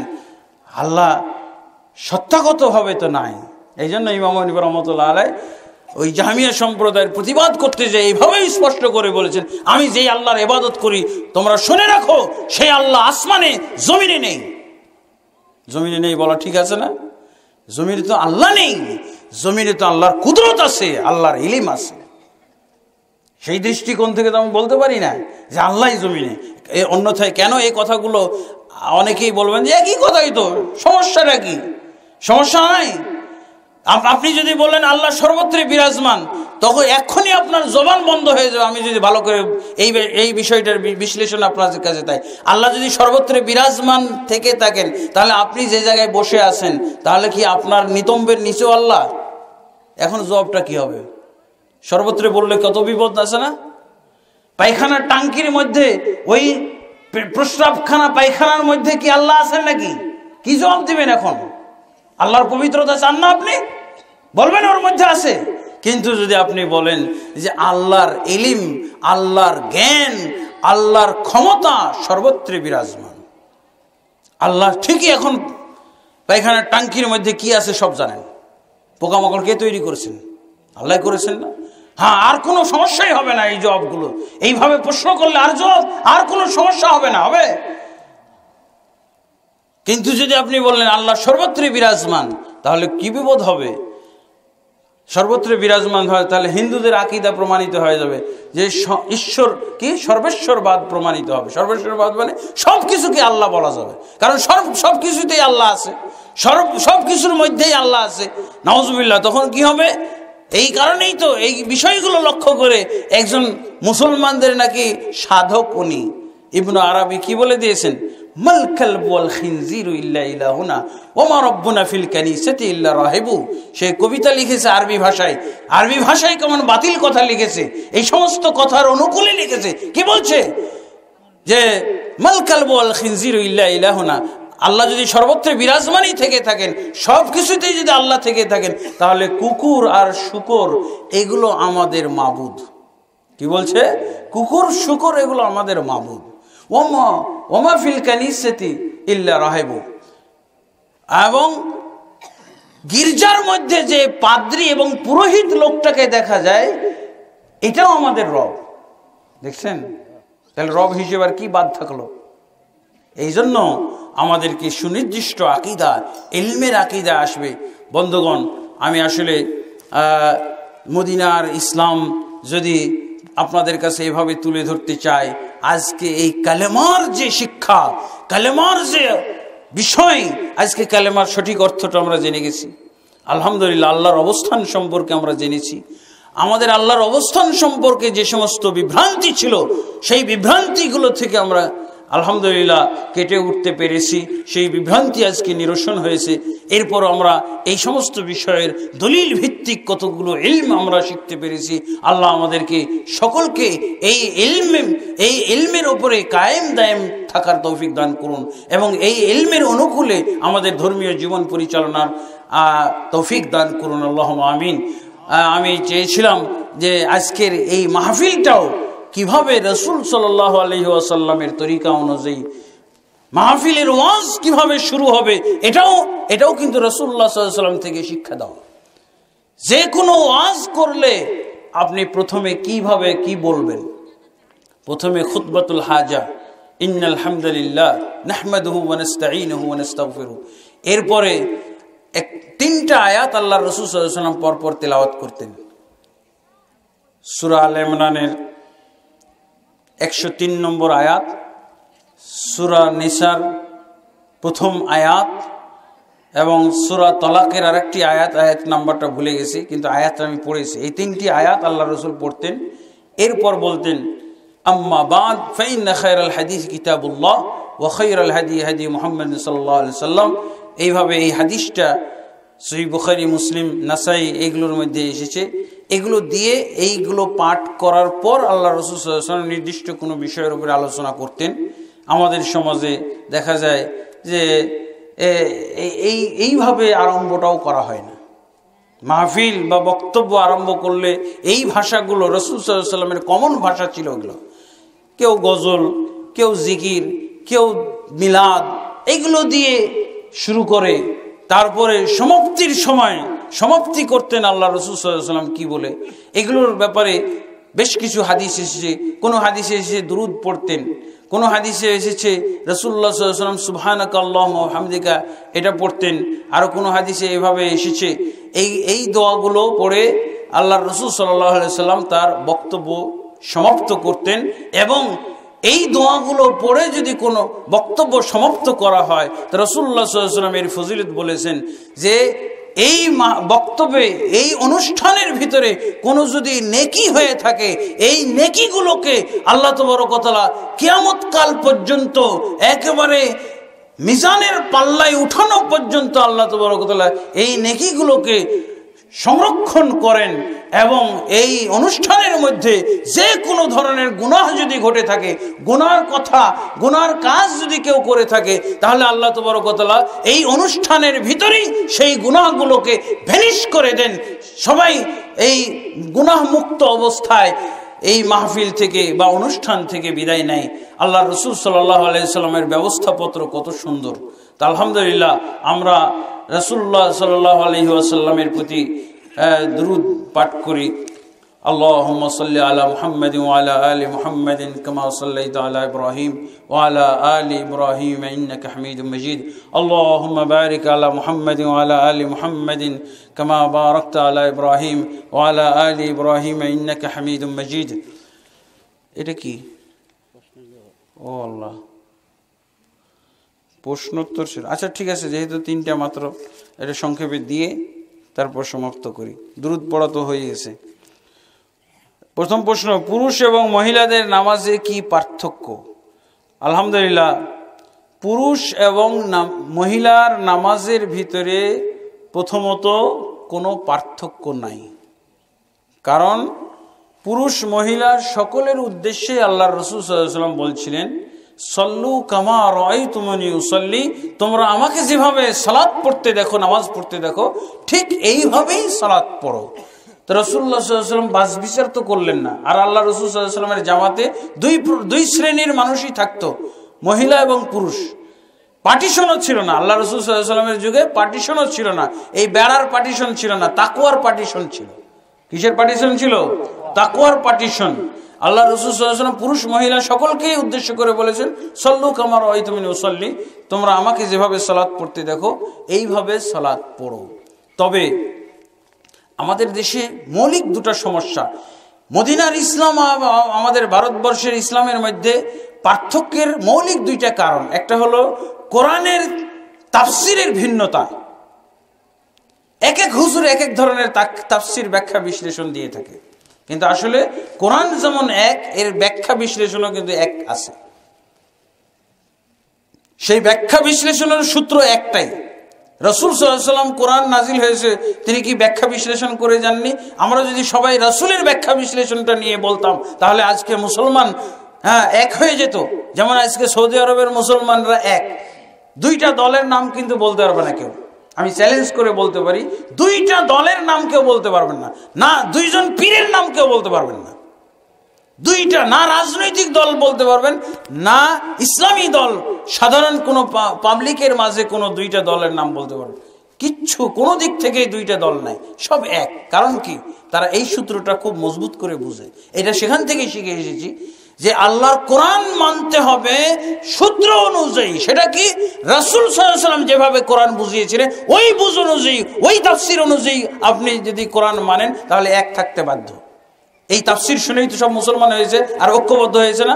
আর আমাদের কাছে এই কোরআন থাকার কারণে আমরা কি একদল কাফের হয়ে যাচ্ছি আর একদল বিভক্ত হচ্ছে। এই তো আমাদের কিসসা। এই দুইটার অবস্থার বাইরে তৃতীয় অবস্থা কি বলেন? এই কোরআন আমাদের মাঝে আছে, কিন্তু কেউ কাফের হচ্ছে কোরআন মেনে, আর কেউ হয়ে যাচ্ছে। দেখেন না, অনেকেই কোরআন পড়ে নাকি পাচ্ছে যে নবী আসতেই থাকবে। কোরআন থেকে প্রমাণ করে কারা? কাদিয়ানীরা করে না? পীর সাহেব বলতেছে, পীর সাহেবের পক্ষে আলোচনা করা হয় যে তোমরা সত্যবাদীদের সাথে থাকো। সত্যবাদী অর্থ হলো পীর মুর্শিদ। দেখেন এবার আপনি কত কত পীরের মুরিদ হইতে পারবেন একাই। এই হলো অবস্থা। তাহলে কোরআনের ক্ষেত্রে আমরা বিকৃতিমূলক তাফসীর গ্রহণ করেছে, যত হুজুর তত প্রকার তাফসীর। আর আরেকটা কারণ হলো জয়ীফ জাল হাদিস মানা। সহিহ হাদিস মানলে আপনি এক থাকবেন, জয়ীফ জাল হাদিস যদি মানেন তো এক থাকতে পারবেন না। কারণ জয়ীফ জাল হাদিস সবার পক্ষে আছে, সবার পক্ষে আছে। জয়ীফ জাল মানে কি? আপনি নিজে বানাই নিতে পারেন হাদিস। আমি যদি নিজে বানাই নি হাদিস, তাহলে আমাকে এক করতে পারবেন? আমি যা মনে করবো তার পক্ষে হাদিস আমি দিয়ে দেবো। হ্যাঁ, আমি যদি বলি, আমি যদি আমার ফজিলত বলি, দেখুন ফজিলতের উপরে আমি হাদিস বলতে পারবো। আমি নিজের ফজিলত বলতে পারবো যে মদিনায় লেখাপড়া করেছে এই আলেমের কাছে যদি কেউ শিখতে যাও, তাহলে প্রতি কদমে 100 করে নেকি লেখা হবে, 100 করে গুনাহ মাফ হবে। হাদিস হয়ে গেল না একটা? কিন্তু এই হাদিস দিয়ে কি হলো? আমি আপনাদেরকে ভক্ত বানাইতে পারলাম। ভক্ত বানানো গেল না? যে মদিনায় লেখাপড়া করা কোনো আলেম, এটার আরবিও তো আমি বলে দিতে পারবো। মান ইয়ামশি মান ইয়াযহাবু ইয়াতাআল্লামু লাদা আলিমিন তাআল্লামা বিমাদিনাতিন নাওয়াবিয়্যাহ ফালাহু বিকুল্লি খাতওয়াতিন 100 হাসানা ওয়া তুমহা 100 সাইয়্যা। যদি আমি এরকম বলি, মদিনায় লেখাপড়া, আমার মদিনায় লেখাপড়া করা কোনো আলেমের কাছে কেউ যদি শিখতে যাও, দিন শিখতে যাও, তাহলে ওই ব্যক্তির প্রতি কদমে 100 করে নেকি লেখা হবে আর 100 করে গুনাহ মোচন করা হবে। হয়ে গেল না? আমি তাহলে আপনাদেরকে কোন পন্থী করে নিলাম? আমার পন্থী বানিয়ে নিলাম। এটাকে বলা হবে কি? জাল হাদিস। জাল হাদিস বুঝেছেন? অনেক আলেমই কিন্তু বুঝে না যে জাল হাদিস হলেও তো হাদিস। আরে ব্যাককল কেমন করে হাদিস? এটা তো লোকের চোখের সম্মুখে বানানো হলো একটা হাদিস। এটাকে নবীর হাদিস হইতে পারে নাকি? জাল হাদিসের উপরে প্রায় 30 খানা হাদিস আছে, 30 খানার উপরে গ্রন্থ। আমার জানা মতে, আমার নোটে 30 খানা জাল হাদিসের গ্রন্থ আছে, যার 8-10 খানা আমার বাড়িতেই, আমার লাইব্রেরিতে আছে, আরো 20 খানা বাকি আছে। এত জাল হাদিস হলো কি করে? দেখেন না, এখনো ওই যে অনেক হুজুররা কি করে, ওই যে মসজিদের চান্দা উঠায়, মাদ্রাসার চান্দা উঠায়, কি বলে? আমার আল্লাহ বলেছেন, আমার নবী বলেছেন। সব তো জাল কথা। কিন্তু লেখে কে এগুলো? ওর আল্লাহ কি বললো? 5 পয়সার ব্যাপারে কি বলছে আল্লাহ? 5 টাকার ব্যাপারে কি বলছে আল্লাহ? আমার আল্লাহ বলেছেন, আমার রসুল বলেছেন। এগুলো বলতেই থাকে, সবগুলো জাল কথাবার্তা। এই হলো ব্যাপার। এই হলো একটা কারণ যে এই তাহলে পার্থক্য হয়ে যাবে। সহিহ হাদিস মোতাবেক কোনো পার্থক্য নাই। কিন্তু বাইহাকি, ইমাম বাইহাকি শরীফের মধ্যে কয়েকটা হাদিস আছে ইবনে ওমর রাদিয়াল্লাহু আনহু থেকে বর্ণিত। ইমাম বাইহাকি রহমতুল্লাহ আলাইহি এগুলো সতর্ক করে দিয়েছেন যে মহিলাদের, পুরুষের চেয়ে মহিলাদের নামাজের পার্থক্যের ব্যাপারে যে হাদিসগুলো আমি এই গ্রন্থে নিয়ে এসেছি এগুলো হলো জয়ীফ হাদিস, আমলযোগ্য না। এগুলো আমাদের দেশে হুজুররা কিন্তু চালায় পার্থক্যের ব্যাপারে। বাইহাকির মধ্যে ইবনে ওমর রাদিয়াল্লাহু থেকে এসেছেন মানে সিজদার সময় শুয়ে পড়তে হবে, আর রুকুর সময় চেপে চুপে পড়তে হবে, কোনো মতো একটু কাত হইতে হবে, একটু বাঁকা হইতে হবে। ইবনে ওমর রাদিয়াল্লাহু থেকে বর্ণিত কয়েকটা হাদিসে এই কথাগুলো আছে। আর কিছু যুক্তি দেওয়া হয় পর্দা পুশিদা। আরে নামাজের মধ্যে পর্দা নাকি? নামাজের মধ্যে বাইরে পর্দা নাই, নামাজের পর্দার কারণে কত কি করে। সিজদার সময় শুয়ে পড়ে কেন? পর্দা ঠিক থাকে এতে। অথচ হাদিসে আছে এমনভাবে সেজদা করতে হবে। দেখবেন আপনি যারা হজে গেছেন, আলহামদুলিল্লাহ, হজে গেলে যে দেখবেন ওই দেশের মহিলারা কিভাবে নামাজ পড়ে, একটু তাকিয়ে দেখবেন। ওখানে তো সব ঢাকা, তাই না? তা দেখা যায় মক্কা এবং মদিনাতে দেখা যায় না, তারপরে মক্কায় দেখা যায়। আপনারা চেয়ে চেয়ে দেখবেন ওই আরব দেশের মহিলারা কিভাবে নামাজ পড়ে। আল্লাহ রাসূল সাল্লাল্লাহু আলাইহি ওয়াসাল্লাম বলছেন, যখন যে কেউ মহিলা হোক আর পুরুষ, রুকু সেজদা যখন রুকু করলে পুরো ঝুঁকতে হবে, একেবারে পিঠটা ধনুকের মতো হয়ে যাবে বরাবর। সেজদার সময় জমিন থেকে পেট এত উঁচাই রাখতে হবে, হাতের ভরে সেজদা করতে হবে, 7টা অঙ্গের ভিতরে উপরে করতে হবে। কোনো যদি ছাগলের বাচ্চা পেটের নিচ দিয়ে, বুকের নিচ দিয়ে যেতে চায় তাহলে যেন সে পার হইতে পারে। অথচ আমাদের দেশের মহিলারা যখন সেজদাতে পিঁপড়া পর্যন্ত মারা যায়, পেটের নিচে পড়ে পিষ্ট হয়ে মারা যায়, পিঁপড়াও বাঁচে না। এই হলো অবস্থা। হ্যাঁ, কিছু পার্থক্য আছে। জোরে জোরে আজান দিবে না, জোরে জোরে ইকামত দিবে না, পুরুষদের মতো সামনে দাঁড়িয়ে ইমামতি করবে না। তারা যদি জামাত করে পড়ে, আয়েশা রাদিয়াল্লাহু আনহা, উম্মু দারদা রাদিয়াল্লাহু আনহা, আয়েশা রাদিয়াল্লাহু আনহা, উম্মু ওয়ারাকা রাদিয়াল্লাহু আনহা, তারা যেভাবে ইমামতি করতে ওইভাবে করবে। মহিলাদের মাঝখানে দাঁড়াবে, কাতারের ভিতরে, বুঝেছেন? সামনে দাঁড়াবে না। আর পুরুষ ব্যক্তি, মহিলা পুরুষ উভয়েরই ইমামতি করতে পারে, কিন্তু মহিলা শুধু মহিলার ইমামতি করতে পারে, পুরুষদের করতে পারে না। এই কতগুলো মহিলারা, আর এই পার্থক্যগুলো নামাজের কারণে না, নামাজের বাইরেই পার্থক্য। নামাজের বাইরে কি মহিলাদেরকে চিল্লাচিল্লি করতে বলা হয়েছে? অনুমতি আছে। তাদের স্বর নিচু করতে বলা হয়েছে না? টাকনার নিচে পড়বে মহিলারা, আর টাকনার উপরে কাপড় পরবে পুরুষরা। এটা কি নামাজের কারণে পার্থক্য না? নামাজের বাইরেও পার্থক্য আছে। যেগুলো নামাজের বাইরে পার্থক্য, ওগুলো নামাজের ভিতরে পার্থক্য আছে। ঠিক আছে, এটা হল কমন নিয়ম। আলহামদুলিল্লাহ, এই ব্যাপারে আর বিস্তারিত কিছু বলার উপায় নাই। আলহামদুলিল্লাহ, ফরজ নামাজের পর মোনাজাত করা যাবে কি? ফরজ নামাজের পরে মোনাজাত নাই। কারণ কি? আল্লাহর রাসূল সাল্লাল্লাহু আলাইহি ওয়াসাল্লাম বহু হাদিসের ভিতরে, সহিহ বুখারীর মধ্যে না হলে 10টা মতো একই শব্দে হাদিস বর্ণিত হয়েছে, ইন্না আহাদাকুম ইযা কামা ফিস সালাতি ফাইন্নাহু ইউনাজি রাব্বাহু। তোমাদের কোনো ব্যক্তি যখন নামাজে দাঁড়িয়ে যায়, তখন ওই ব্যক্তির তার প্রতিপালকের সাথে মোনাজাত শুরু হয়ে যায়। সে ব্যক্তি নামাজে দাঁড়ানোর সাথে সাথে তার প্রতিপালকের সাথে মোনাজাতে লিপ্ত হয়। তাহলে মোনাজাত কোনটাকে বলবেন? নামাজ। আর আমাদের মোনাজাত নামাজের পর। আর আল্লাহ রাসূল যে মোনাজাতের কথা বলেছেন নামাজের ভিতর। আর নামাজের ভিতর কোনটা? আল্লাহু আকবার, আসসালামু আলাইকুম রহমতুল্লাহ, আসসালামু আলাইকুম রহমতুল্লাহ। এইটা এর মাঝে যা কিছু, এগুলো হলো নামাজের ভিতর। নামাজের ভিতরে যতক্ষণ পর্যন্ত কোনো ব্যক্তি থাকে ততক্ষণ পর্যন্ত সে মোনাজাতেই লিপ্ত থাকে। তাহলে এটাই তো আল্লাহ রাসূলের সাথে গরমিল হয়ে যাওয়া দেখছি আমরা। কি? আল্লাহ রাসূলের মোনাজাত হলো নামাজের ভিতরে, আর আমাদের মোনাজাত হলো নামাজের বাইরে, সালাম ফিরার পর। হ্যাঁ, কিছু মোনাজাতের দোয়া আছে না? মোনাজাতের দোয়াগুলো কি বলতে পারবেন দু একজন? রব্বানা আতিনা ফিদ দুনিয়া হাসানাতান ওয়া ফিল আখিরাতি হাসানাতান ওয়া কিনা আযাবান্নার। দেখেন, আল্লাহ রাসূল নামাজকে মোনাজাত বলেছেন।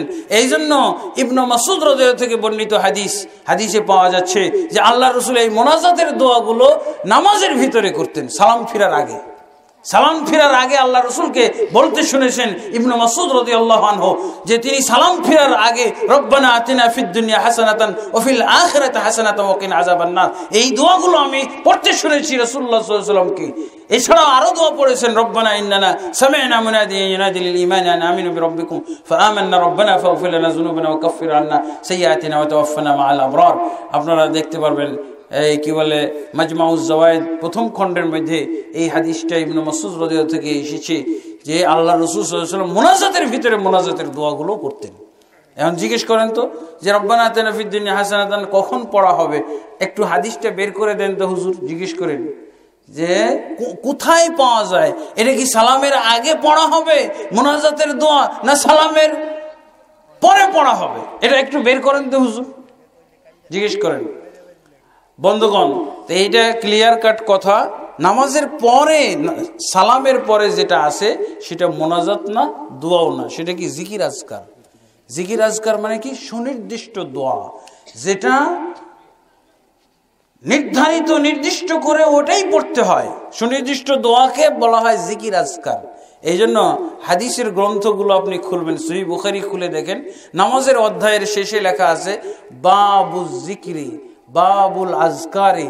সহিহ বুখারী দেখবেন, মুসলিম দেখবেন, আবু দাউদ, তিরমিজি, নাসাই, ইবনে মাজাহ সব জায়গায় দেখবেন জিকির শব্দ আছে। জিকির বলা হয় কাকে?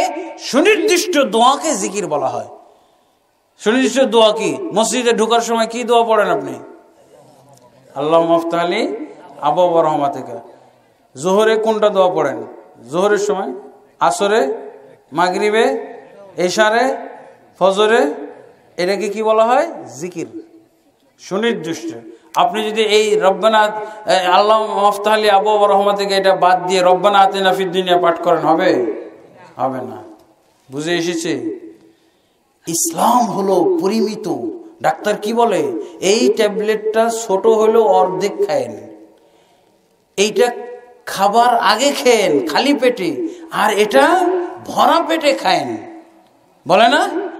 আল্লাহর রাসূল ডাক্তারের ব্যবস্থাপত্র বুঝেন আর রাসূলের ব্যবস্থাপত্র বুঝেন না কেন?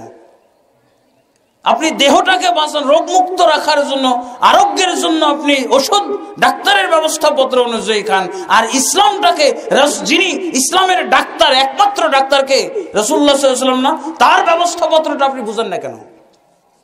হ্যাঁ, দেখছেন, নামাজের পরে আপনি যা পড়বেন এগুলো জিকির আজকার, সুনির্দিষ্ট দোয়া। আস্তাগফিরুল্লাহ আস্তাগফিরুল্লাহ আস্তাগফিরুল্লাহ আল্লাহুম্মা আনতাস সালাম ওয়া মিনকাস সালাম।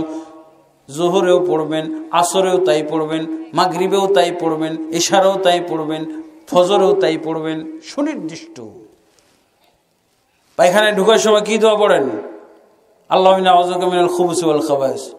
যদি শনিবারের দিন যান তাহলে কি পড়বেন? যদি সন্ধ্যায় যান কি পড়বেন?